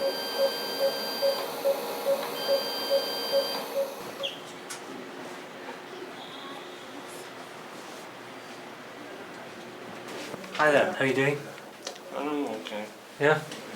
Yeah, I'm just a little nervous. Yeah. I think what we'll do is what was done last time. We'll put you off to sleep with some gas, okay? How does that sound? I was never too fond of the gas. Well, I'm afraid I No choice. appreciate you might not be, but I think and in this sort of situation, you know, it's a matter of what's the best, and we'll try and make it pleasant as possible. If you want, you can have a flavoured mask to breathe as well. No, you didn't. I had a flavored mask with like strawberries, Uh-huh. and it put me to sleep. And now I can't You can't bear feel to eat strawberries. I thought you might say that. It's up to you. What we'll do is we'll give you a little bit of stuff just to make you feel a bit more relaxed, okay? And I think this is a matter of doing the best thing for you. Let me guess, you're nervous? Yeah, a little. Well, I'm very nervous, right? We're ready to go. So we have a minute? Yes, yes. Jesus, God, thank you for help and strength, oh God. By the God of praise and with his covering by the blood of Jesus Christ, oh God. And we thank you, God, we cover him in Jesus' name and we ask I'll be both. Yep.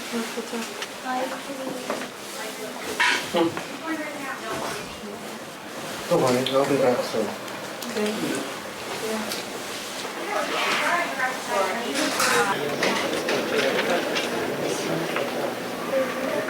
I'll just suck out the cords a bit. I think you can appreciate that we sort of opened up the larynx now, that it's wide open. You can see the cords now without any fuss at all. We've taken this piece of tissue here, the epiglottis, and allowed it to move forward naturally where it wants to go.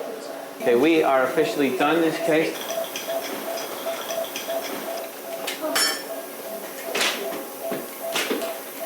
Hey crew, all done. Everything's perfect. It's fine. This is the larynx, so you can barely see her vocal cords, the tubes going in. So this is what's been laserized? Yeah, I just lasered right there. And I cleaned it off. It was all sort of charred, burned. Okay, guys, I'll see you soon upstairs. Okay, good. Thanks a lot.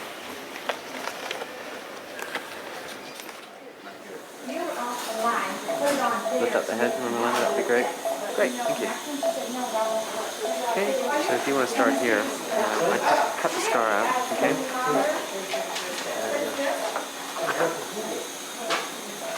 So this is kind of like the belts and the suspenders. For both kids? Yeah. I can use that to lift the corner of the eye up and then fix it, hopefully, into the bone. Okay, so the next thing we need to do is probably put the implants in. So the implants are going to slide in to build the cheekbone outwards, to give it more support. So this is the MedPore, which is a plastic implant, and because of its porosity, blood vessels will grow into it. And a screw, please, Daisy. Okay, let's see how you are. Work. You see that? I can get in there on top. Up here? Yeah. The trick is just to try to angle up. Yeah. Let's just try it like this. Yeah. There's not much bone going that way.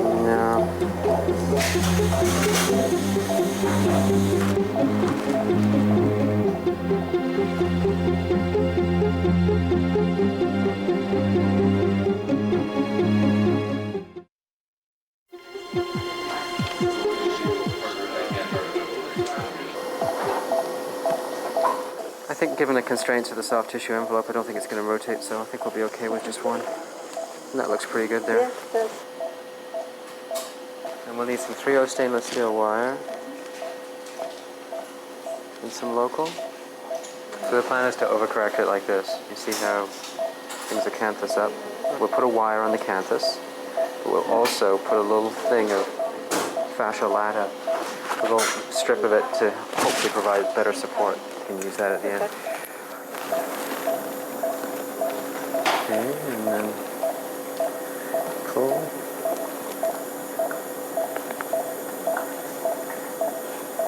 Pull. Okay, so the fascia is now coming out here, and I'm just going to fix the attachment of the fascia with a stitch.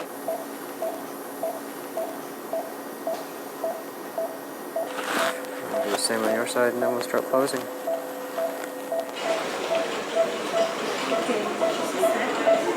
It's going to be a challenge for you guys to keep her in the coupette. I brought the coupette down there because if she wants to be held constantly, so you'll have to... Well, I'll just try and set her down and see what she does. Maybe, I don't know. All right. We'll She's put the pretty monitor sleepy. back on. Yeah. The monitor's Eh? Oh, I'll take it. I'll take it.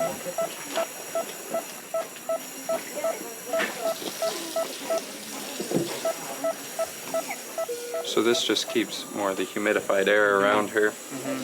She breathes that in, it's cool and it's wet, which will help her throat. You put ice before the air, so what she's getting is cold air to help breathe in. And basically it's kind of like putting ice on a sprained ankle or something. Just helps the swelling stay down as well.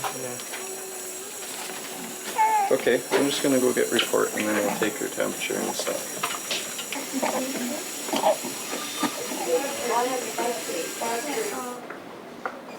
Took a little piece of tissue from the leg, and I used it to lift up the corners of the eyes. And when you see him, you'll see that the right eye and the left eye look a little bit different. The left eye has a little bit of pinching. The only thing that I did a little bit differently was I put some Medpor behind the ears. Since everything was exposed, I thought we'd just bring the ears out a little bit. Great. So that's one less thing that we have to do for Kareem. He'd be glad because he wants to wear sunglasses so badly. So with that Well, hopefully it'll help a little bit. He'll still need some work behind the ear, but at least this is one last thing that he'll need to help along the way.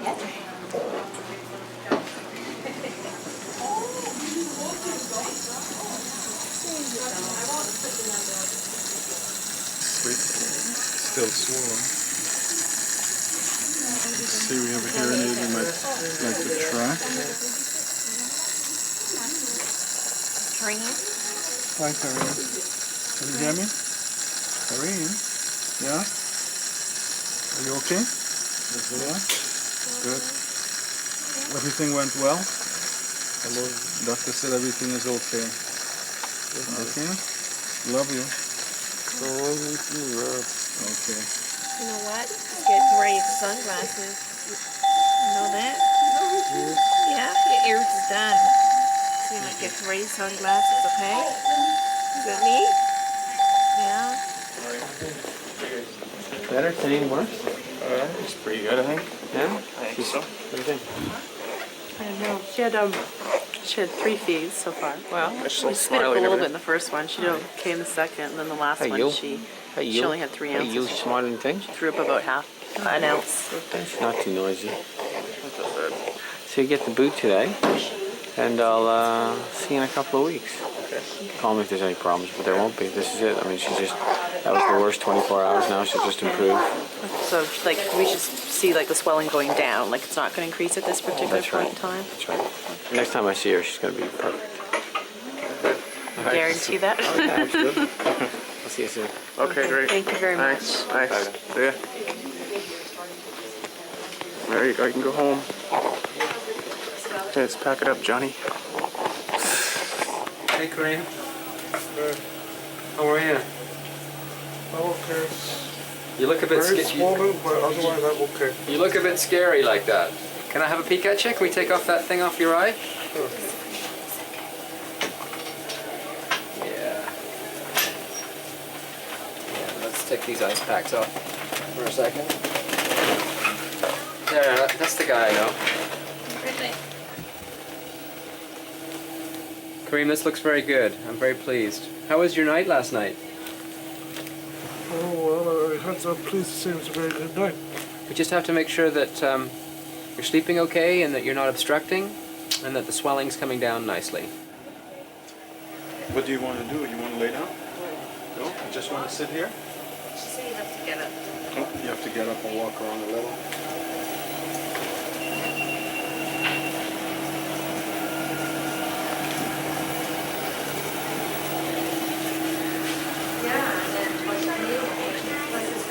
So which way do you want to go? Can I ask you a question? My mom asked She said to walk, so just like this. Oh, I see. To get your balance. Yeah, to get your balance. Yeah, so get used to moving around. Okay. Where do you want to go now? You want to go back?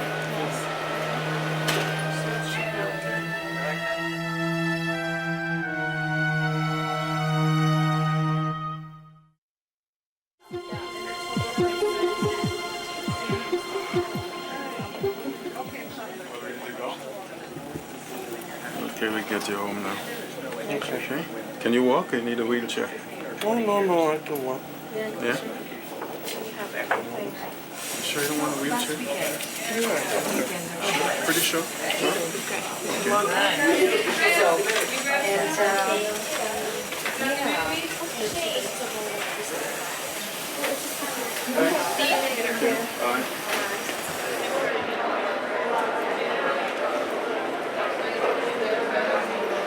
this nice doctor. Okay, now, so tell me, how is it feel? What do you think? I'd like to see her. I know. Look at the smile. I weighed her a couple days ago. She weighed like 14.5 pounds. I could just feel by lifting her, like she just seemed to put like weight on really fast. She's nice and quiet. Good She's color. so much quieter. Well, Sheriff, I think our job here in Dodge is done. Now that Ashley's airway has been repaired, she is breathing quietly and feeding well. Ashley continues to gain weight, and she is no longer at risk of falling behind in her development. Hey, everybody. Have a seat. How you doing? I'm doing fine. Good. How's your face feel? It's feeling wonderful. It's like it's not chilling as much, like with all the wind on my face, and it's feeling and it's looking a lot better. Have you noticed that you've been able to close your eyes any easier? It's not as dry. It's not as much crusting. It's better. Let's have a closer look at you here. Well, listen, from my point of view, I think things look very good at this point in time. There's been, I think, a nice improvement. This may not be the end of the story, but that's really something that's up to you to decide on. If there are areas that you'd like to have some more improvement on, then I think that we can sit down and talk again. But for the time being, I think we should let you take a break for a while. Is that reasonable? Yeah. Okay. Oh yeah, my sunglasses. So I brought them to show you. All right, let's have a look. They fit a little bit better. Oh man, you look cool.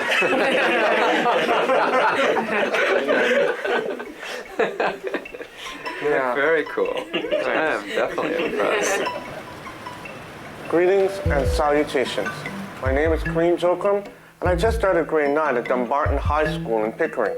5 months after his surgery, Kareem has made a full recovery. I was afraid and worried that people would stare at me because of my facial difference and because of my bone and hearing aid.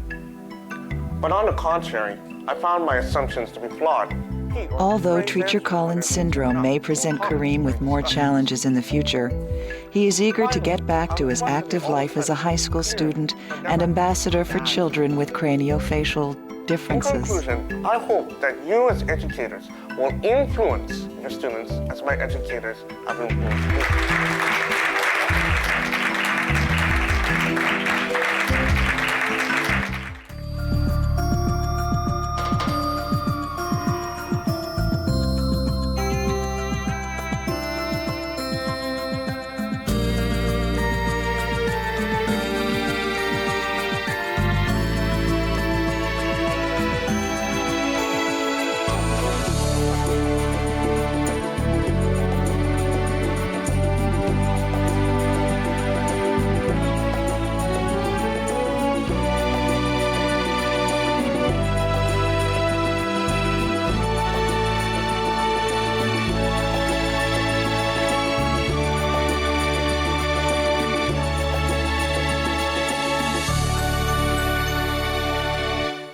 The following events were recorded as they happened at the Hospital for Sick Children in Toronto.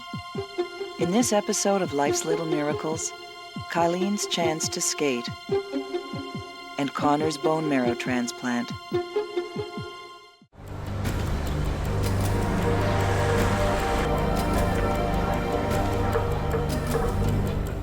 Four-year-old Connor is in remission from leukemia. To prevent a relapse, Connor must undergo chemotherapy so aggressive it will destroy his immune system. He will then need a bone marrow transplant to survive. Okay, Connor, why don't you have a seat over here in my chair? Fortunately, Connor's parents banked his brother's umbilical cord, and stem cells from the blood will be used for the transplant. The match is perfect, but the procedure is so new, it has only been done 7 times at the hospital. Connor, stay still for a sec, okay, bud? Today, Connor will be examined to prepare for the treatment that could save his life. Do you want his shirt off? Yeah, that would be great. Can we do that, Connor? Oh, okay. Your bugs. It climbed on my hand. His counts that you saw yesterday and today, they have recovered from his chemotherapy that put him into remission. If he was to relapse, say he was relapsed now, it'd be pretty early stages. Yeah, that would be a very difficult situation. Yeah. We would have to find a way of re-inducing a remission because a bone marrow transplant has only a good chance of success if there is no leukemia present at the time when the bone marrow transplant gets started. That's why we do that. Chemotherapy. Okay, so Saturday is the admission day, and I will ask the transplant team to just make a quick contact with you before you leave, so you know when to come and what to do. 12-year-old Kylene is a competitive skater. Is it with a team or by yourself? No, I do singles. Singles? Yeah. She has developed a growth on her ankle that prevents her from training. When she was at Dr. Feelman, he noticed this growth in her ankle. Today, Kylene will have surgery to have the growth removed. It just keeps getting in the way of things. It must then be examined by pathology to rule out the unlikely possibility it could be malignant.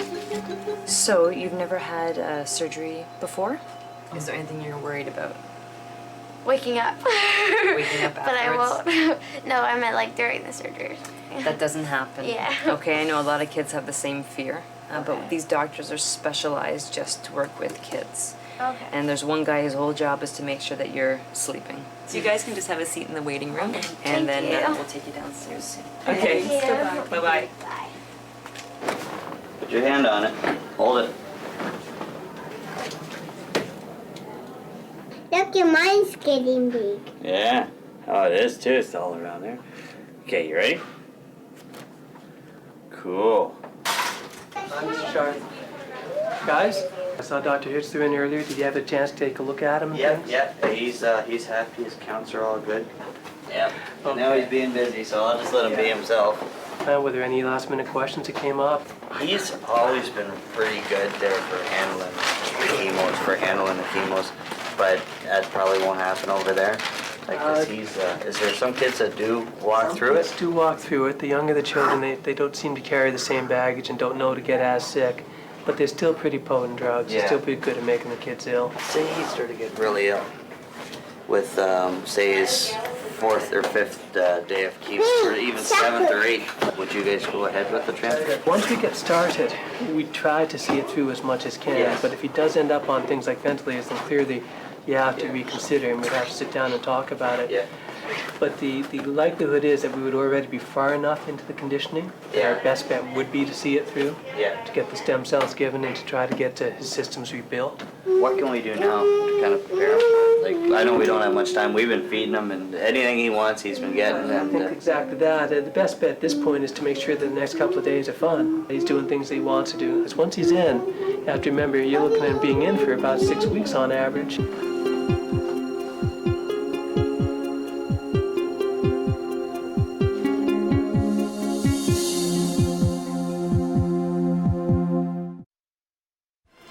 Hello, how are you doing?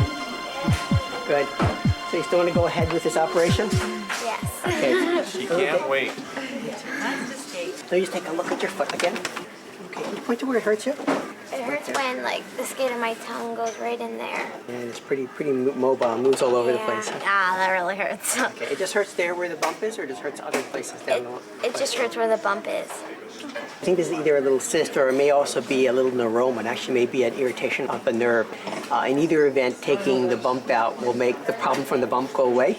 If it's from a neuroma, it probably is a neuroma from a very, very small nerve that goes under the skin. If this is actually part of a bigger nerve, you might have some numbness on the side of your foot. So what we're going to do is we're going to make an incision, a cut in the skin over where the little bump is. We'll take the bump out. We're going to use some stitches in the skin to close the skin back up. You probably don't want to wear such tight shoes for at least a week afterwards and try and keep the area dry. That means she So can't that skate doesn't for mean a I week. can skate tomorrow. She wants to skate tomorrow. I think it's probably a good idea to wait at least a week. Well, you should probably want to wait until the stitches are out anyways, Yeah, right? I think it's a good idea. Yeah. Okay, well, we'll see you in a little bit. Okay, thank you. Thank you. So a week. A week. Week. Yeah. That'll be okay. What's one more week? Eh? Yeah, and then it's over with. You're all ready? Okay. We'll go in. You can walk through the door, actually. Okay. Mom and Dad, big hug, big kiss, and we'll go from here, all right? Proud of you. Love you. See you later. See you later. care of her. Bye. Okay. Okay. Thank you. Bye-bye. Bye-bye. Bye, honey. See you later. All right? Very good. So we just wear this like a pilot's mask, okay? Okay. You take big breaths. Smelly stuff's gonna have you off to sleep in no time at all now. Keep taking deep breaths. If it smells funny to you, just blow it away That's hard. right. Blow it away. You're doing great. Okay. Hard part's done.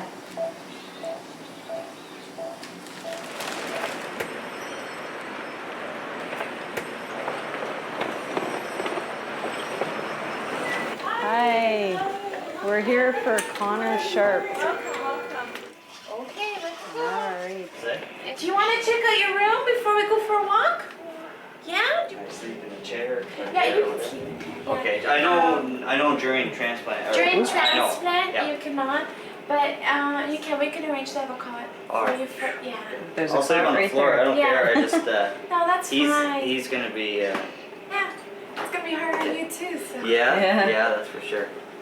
It's gonna be cozy in here. The nurse is gonna have to crawl over me to get to you. What I brought along is his protocol. So we can actually go through it. It's from day -12 all the way to day +5. So it's kind of like a journal. And it goes through what types of medications he's to start, his chemo and so forth. And today actually we're going to take some blood work. Okay. Just to get a baseline, what he is coming in before his bone marrow transplant. And then it goes through day -12, day -11, 10, 9, 8, all the way through. And day 0 is right down here, Thursday, August 23rd, stem cell infusion. Let's get to work.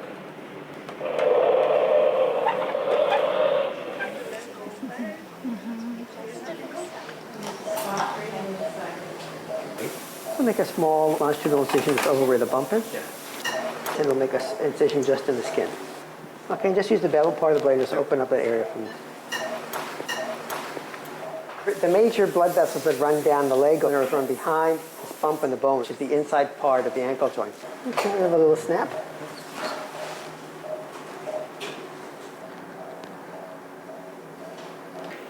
The nurse is coming to give you medicine Why? because you need your medicine. I did have my medicine. Yeah, but it's different medicines. Your chemo. It hurts? It hurt? No, it won't hurt. Hey, You might feel a little bit of cold water going down that into your tummy, down in that tube, but it won't hurt. Yeah, it's gonna go in your stomach. I got you hurt in my stomach. No, hurt. no, it won't hurt. Listen. Is there a certain time period we should be watching for like these seizures or anything? Probably the first hour afterwards, because that's when we have to We keep can't them healed start as with well. like a cold sweat. It'll just be a bit shivery, sort of shaky, Yeah. sort of not be sort of with you really. Take that thing out. It's all finished until 5 o'clock. It hurts my head. Your head Hurts your hurts. head. As of now, it'll be 5 doses a day. Okay.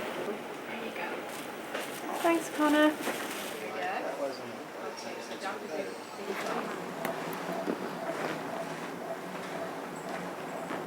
Great. Tap it a little elevator. Because right down on the surface of the periosteal surface of the bone. Like a lot of things, it's bigger inside than when you saw the little bump on the outside of the skin. It's actually a bigger thing inside. So, okay. And I'll do the same thing from my side over here. All the way. Here we go. Okay, so here's the bump. So you can see it's just a little solid bump, probably an aroma. There's some normal tissues around it. So we'll send this over to the pathology department. They'll confirm for us what it is. So that bump should not give her any trouble anymore. So everything went just fine. Great. So it looked like it was a little neuroma, like a little extra nerve tissue. Okay. And we sent it to the pathology department. They'll look at it. If it's anything that you need to know about, I'll give you a call and let you know. She may be in a little bit of discomfort because she has a small cut on the side of her ankle. So every time she moves her ankle, it's going to be a little bit uncomfortable for her. So we will give her a prescription for some pain medicine to go home with a little bit of codeine. And no skating for a week. We got that. No skating for 1 week. Okay. Thank you so much. Okay, Okay, thanks. bye-bye. Thank you. Bye-bye.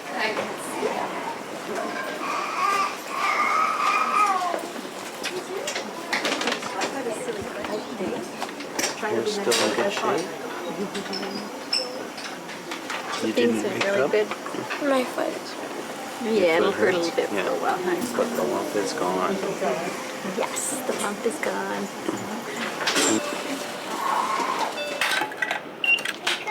This is a big event.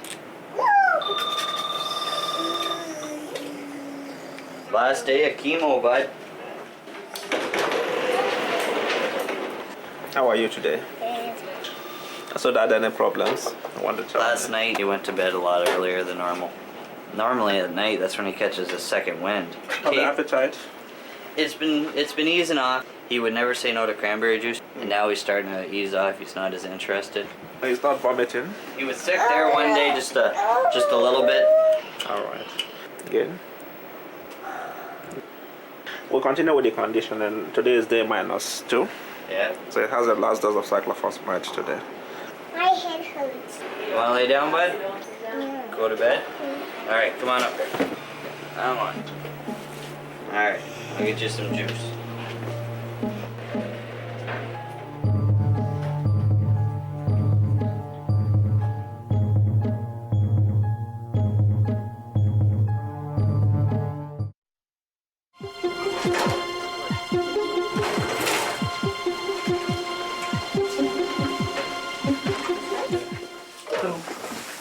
How you feeling? Okay. Yeah? Okay, let's have to have a look at her banding or dressing now. Does that hurt at all down there? It is, yeah. It hurts. Have they given you anything downstairs for pain? Okay, I'll just check, see what you can get. Give you something, okay? Do you take pills or liquid? Doesn't matter? Oh, good. Okay, let's go check, see when she got something downstairs. Okay, great. See if she can get something out. Gotta mark out the other X. Last one. Mark it off. Go like that, right there.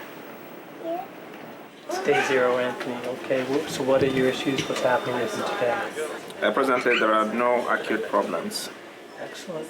Do we know what volume the stem cells are yet? Or? No, we haven't got it. You haven't got the volume yet, okay.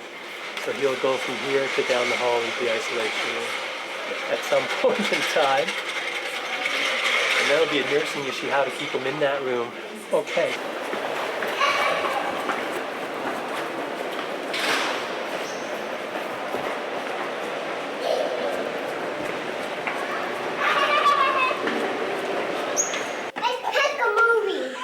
No, you gotta take it back. Bath time!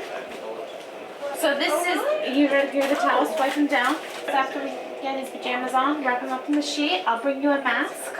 Okay. And then he can walk over. Okay. And then we'll bring him into the room. Okay. We'll get you up into the chair now, okay? How's your head feel? Better. Yeah? A little dizzy? Yeah, a little bit. Not too bad. That's just normal. Yeah. Ooh, it's a little sore. A little sore. A little? Okay, for the dressing on her ankle, just keep it on, maybe 3 more days. Okay. The pain medicine I gave you should do for a while. And if anything, maybe Tylenol tonight. Oh, they just, yeah, we've got a Tylenol 3 is Yeah. excellent. Okay, Yeah. good. That should do. Does it hurt? No. Yeah. Sore. Yeah, probably is a bit sore, huh?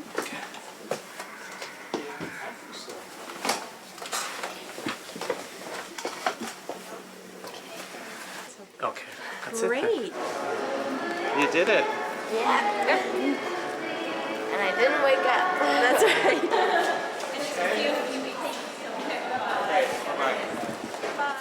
See you later. Mommy needs a mask. We can pick a toy. Go under his ears, Or do you want to go under his ears? Hang on, Connor. No, we can't pick a toy right now. We can pick a toy. Maybe after. You're all nice and clean and you can't get dirty. This one? No, not this one. The The next one. Are we just playing?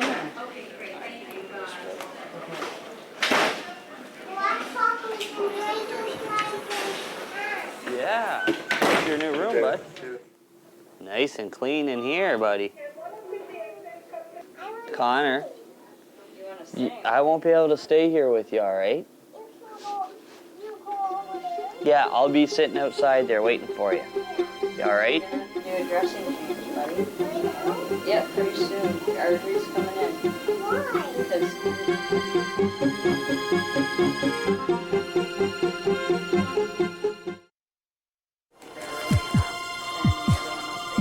Okay, honey. We're gonna try something. What? Gotta see if this works. What is that? It's oxygen. We just check everything, just make sure we got everything. We can pick a Sure hope we don't need any of that. No, yeah. Okay, so oxygen works. Okay, well, finish rinsing it up. I'm here. Signed, checked by, and any reactions or anything marked down. Okay. So it's all yours. Alrighty. So I'm going to start, when I go down, I'm going to start with the next one. Because it shouldn't take you that long to... No, I'm just gonna go get Lisa too. Okay. I'm sitting here guarding that stuff with my life, man. Take a couple good armies to move that right now.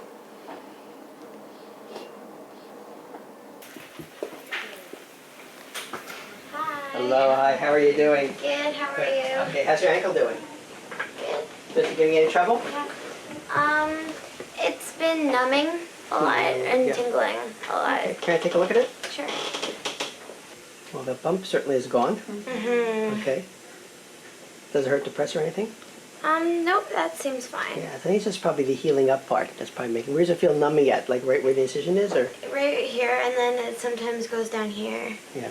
So do you know if that'll ever go away? Yeah, I or- think that will go away. Okay.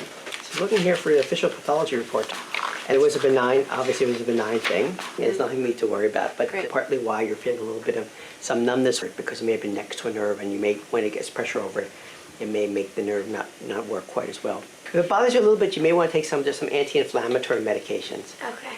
If you have any problems, I'm happy to see you if that develops.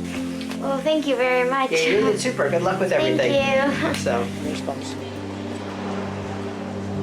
10 weeks after surgery, Kylene has completely healed.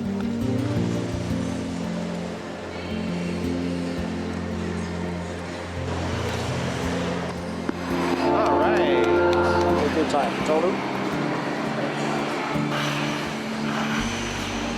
Now that the growth has been removed from her ankle, Kylene can once again return to the sport she loves.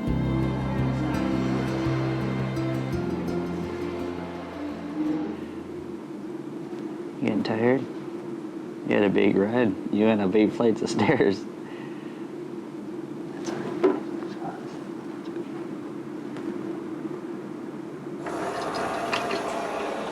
Hey, Dad.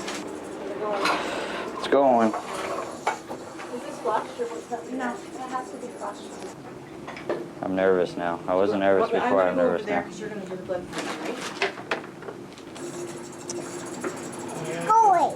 Just gotta do an arm hug, bud.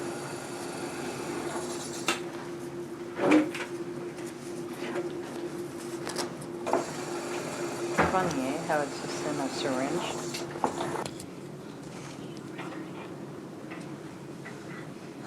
That's from your brother. Oh, that's Caden's blood. That's Caden's blood. Yeah? Just for you, bud. Just for you. Yeah.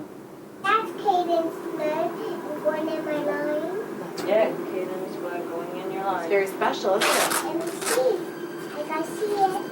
Yeah. Connor's bone marrow transplant is underway. You okay, bud? You all right? The infusion puts him at risk of shock, and he must be closely monitored during the procedure. You all right, buddy? But without a bone marrow transplant, Connor will not survive.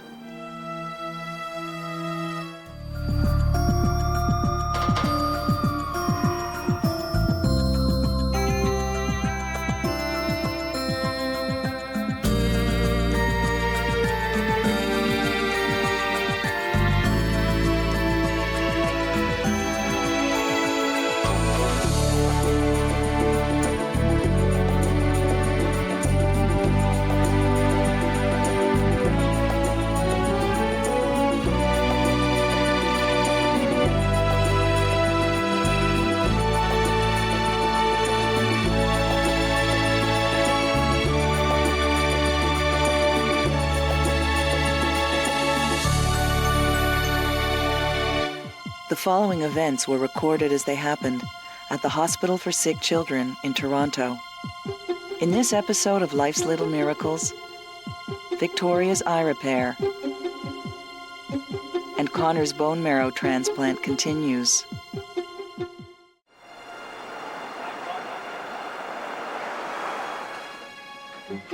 Four-year-old Connor was diagnosed with leukemia 2 years ago. As a result of chemotherapy, Connor's immune system has been destroyed, and he needs a bone marrow transplant to survive.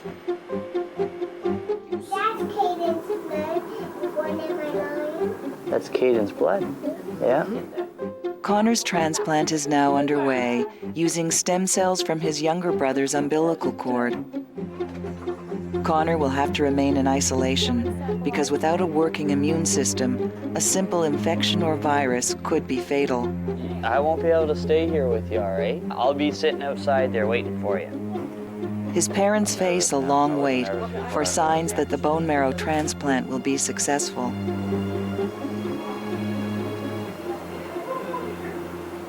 Almost done. Almost done. That's it? Got all Caden's blood. There you go. Yeah. Done. Well done. Unbelievable. Isn't it? That's all, Chico. It does lots of magic. Let's hope. Yeah. So that stuff's probably already gone to work? The stem cells which were infused, They're they just know where to go. And they go directly to, the bone marrow. usually the children. Before they get well, they get sick. Yeah, no, I understand. Yeah, so I know you're just that anticipation, just that waiting. Okay, is this the day where he's gonna spike a temperature, or is he gonna get sick or whatever? I think it's harder for me now because it's a waiting game. Yeah.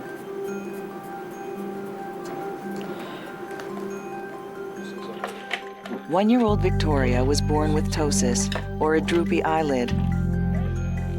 Today, surgeons will attempt to strengthen the muscle in her lid to make her eyes more symmetrical. Although the operation has risks, improving the appearance of Victoria's eye will be very important to her social development.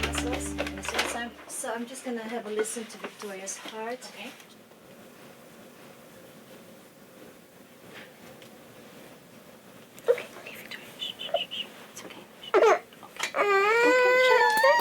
Okay, honey, almost finished, okay? Okay. Any questions, ma'am? No, any questions I can think of. Both, Dad, you okay? So let's go. Great. We're all set. Good morning. Good morning. Good morning, Victoria. How Say are hi, you? Dr. Pashby. Well, we're going to do exactly what we chatted about in the clinic. That lid's a little low, the ptosis that she has, and we're going to work from underneath that lid to try to take a tuck of that muscle to try to match it up as closely as we can with the other side. And the things we talked about before the surgery, the frustrations we face is trying to match it up perfectly. And what we want to do is make it look cosmetically as good as we can without jeopardizing the function, i.e. the protection of that eye. Okay, will her eyeball be at all bloodshot, anything like that? Hopefully the eye doesn't look bloodshot much at all. The lid itself may look a little bruised. We do our best not to, but it may just prepare you a little bit when you take the patch off in the morning. Okay. And it will just be a few minutes. Okay, thank you. See you in a few minutes. Better go. Hey, you'll be all over soon, honey. Yeah, and it'd be more beautiful. Got your spot back? Yeah, I got out and I slashed his tires. Yeah, okay. Stick the crowbar to his waist. I don't know, I'm just gonna check your temperature, okay? Good boy. Yeah. We're just checking your temperature, okay, bud? You feel warm? Are you feeling okay? It's got no white cell count at all to fight any infection. Yeah. And it's inevitable that they spike a temperature. And the temperature is the only thing that shows us that there is an infection. So, because you know if you get a spot or if you've got a wound and it gets all pussy, that's white cell count. Because it's fighting the bacteria. And if somebody hasn't got any white cells, then you won't see that, so. Pretty close. 37.9. Oh, we've It's got a low bit grade, of a temperature. Okay. Low grade fever. So you're gonna do cultures then? Very probably. I'll let Anthony know, because I'm sure he'll want me to do them now, and even if I don't do them now, his next temperature will probably be over 38. Yeah.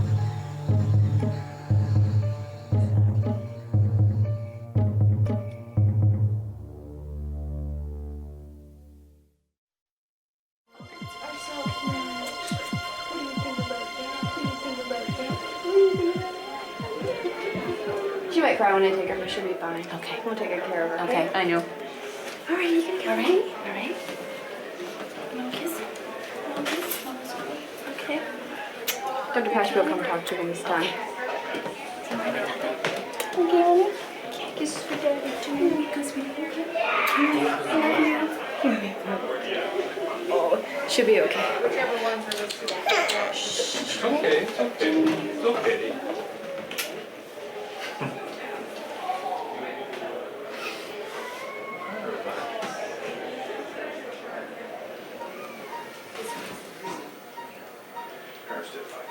What a cutie. Well, Edie, we'll see if we can raise this lid in this little tyke.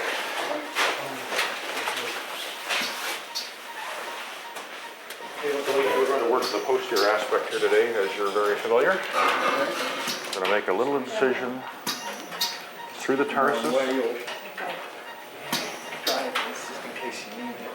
we're going to try to do now, we've made that little incision to see if we can go through the plane, that plane between the Mueller's muscle and the levator muscle, and we'll open that up horizontally.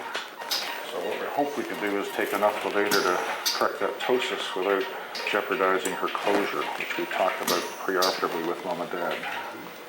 Cut that again, Tom.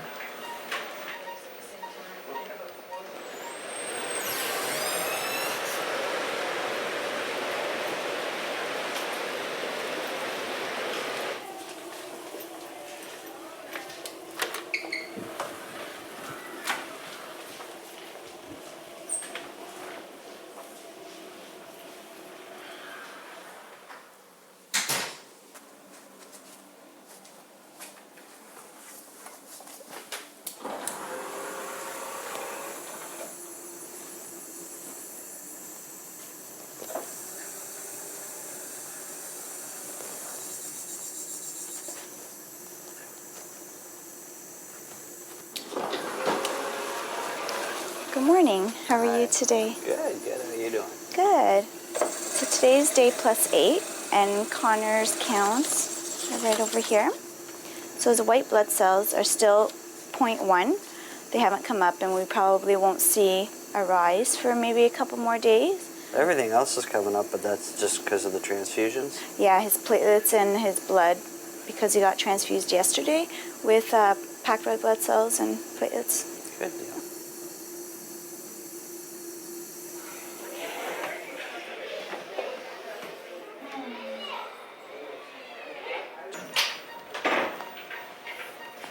What we'll do now is snug up those sutures. That's right, exactly. So I think that contour doesn't look too bad. There's a little swelling here that's just from our surgery, and I think that will dissipate with time. And we talked to Mom and Dad and told them they have to give us a few weeks for this to really settle so we know what our final result is. And we will go out and chat with Mom and Dad and hopefully put them at ease a little bit. So we'll be back to you in a couple of minutes. Good morning. Good morning. My goodness, We're all through. that quick? Yeah, things went well. The anesthetic went very well. She was as good as gold, so you should be very proud of her. Oh my goodness. Right now, as we speak, she's just being awakened in the operating room, and from there she'll go to the recovery room where she'll be one-on-one with a nurse. There's two little sutures that you'll see where the crease in the skin is. Just dab a little bit of cream on that twice a day. Also, you can put her in the bathtub and do things. The older kids, we say no hockey and soccer and stuff. I don't think that's applicable to Victoria. And as soon as she starts to stir and wake up, then we'll take you guys to go and be with her. Okay, so things went well, so try to relax. I know it's tough. Thanks. We'll see you next Monday. Okay. Thank you. God bless you, Doctor. Okay. Too fast. Oh my God, I can't even breathe. I can't believe it's over. Alright, here are his counts this morning. His white blood cells are 0.5. I'm not sure what they were the day before, 0.4 or... on the smear they don't see any polys yet, but it's only day 12, so he's still got some time, and I'm sure he'll be engrafting soon. He's been eating and drinking okay? No. No, he hasn't ate anything in about 2 days. Cracker here, and that's about it. Can I take a look at your mouth? Yeah? Can I take a look at your mouth? I know this is mean. It's not even 8 o'clock yet. Hey, bud, it's right about there. Open up, bud. Just open your mouth up and you can go back to bed. Open up big and wide. Oh, yeah, it's a little swollen. Your mouth hurts, sweetheart? His lip is, too. He called me last night around 2:30, I think. Did he? Yeah. Just to chat? Yeah. Wondered where I was. He misses Dad? Yeah. Aw.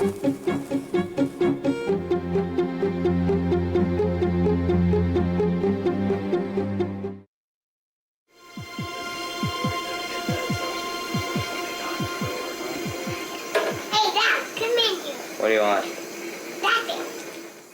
Got some good news for you this morning.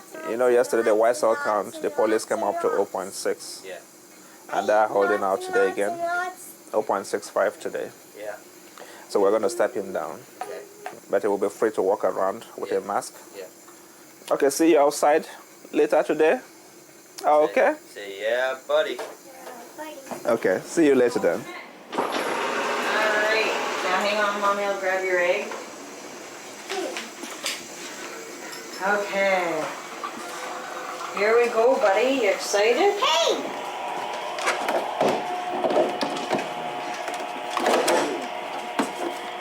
Here we go. This is fun. Mom, I went in that one. Yeah, that was your old room. You're right.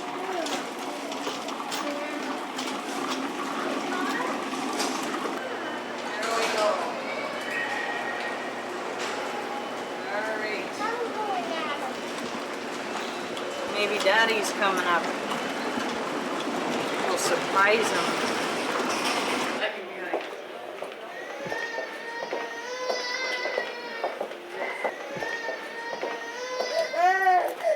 You can put everything in bed. I see you came with a load. Thanks, Mommy. Just don't go too far, Mommy. Yeah. I'm sorry. It's okay. Hi. We're all tied up. Get myself tied up. Papa's here. Just support your head, Mom. It's going to be like a newborn. Okay. Okay.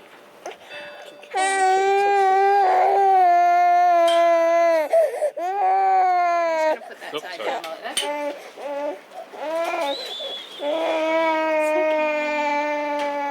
Mama's here. Tata's here. Oh, my baby. It's gonna hurt when you take that patch off? A little bit on the skin, yeah. That's probably why she's rubbing her eye. No.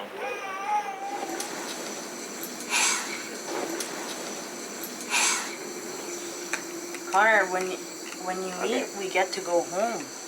That's a different one. Yeah, they're all different. Which one do you want to try, Connor? It's comfortable. 1, 2, or 3? That one? You gonna try a bite?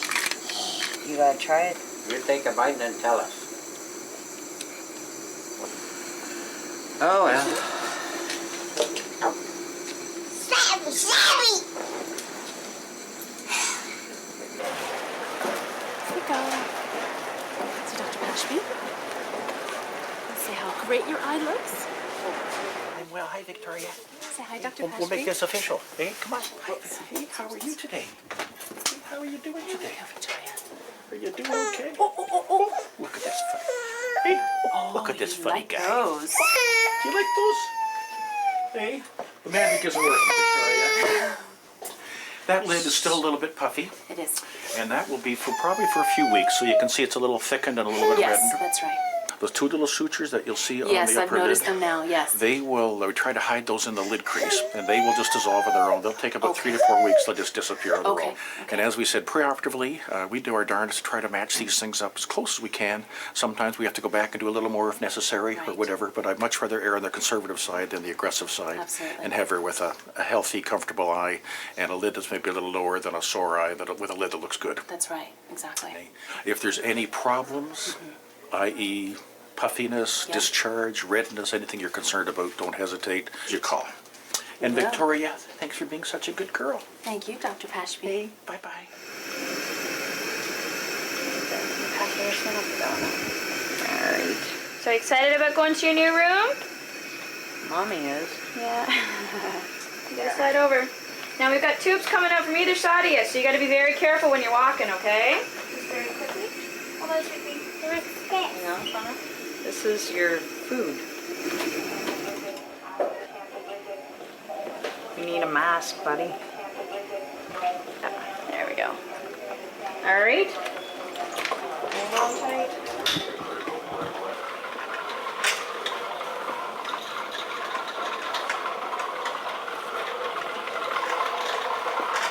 There we go. There we go, buddy. Look at this. Actually, a normal room. Hi, Connor. Putting stuff away. Unpacking after you move, eh? Yeah. You know, overall, I think he's done really nicely with the transplant. He did not get terribly ill. He tolerated the chemotherapy drugs. Began to recover perhaps more promptly than we had thought, which was nice to see. Yeah. Platelet count still has to improve a bit, but it will come and it will fall in there.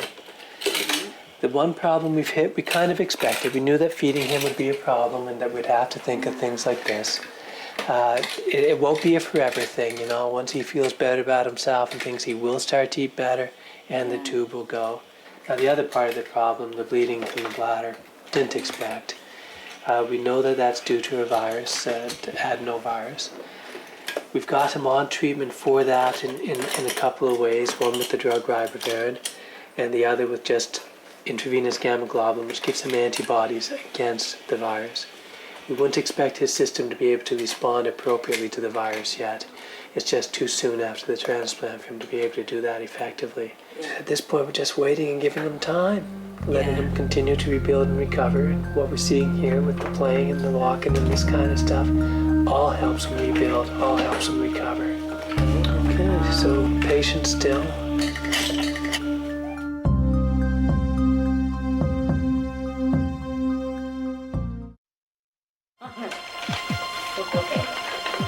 Hey, Connor.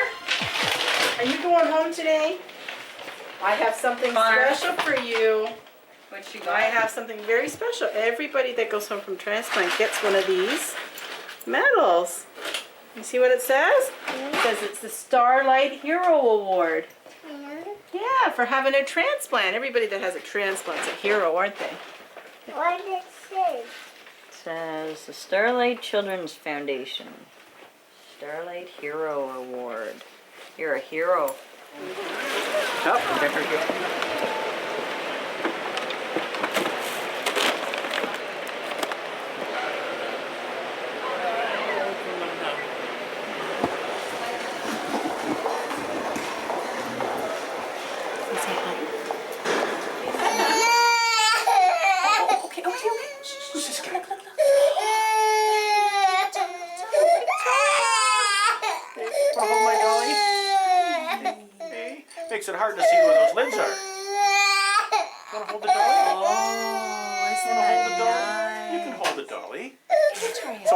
certainly made an improvement. It's not as perfect as I would like, but it's certainly an improvement.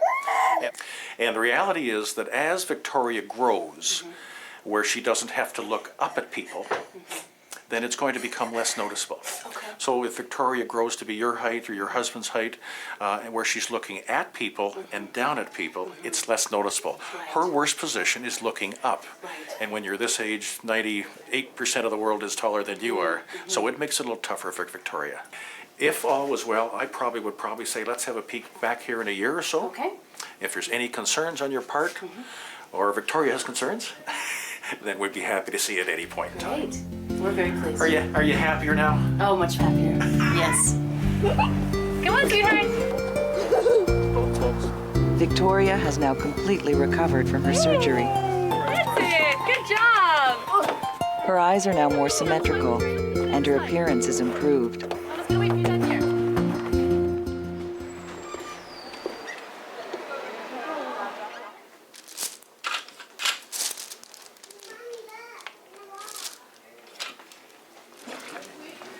Hello.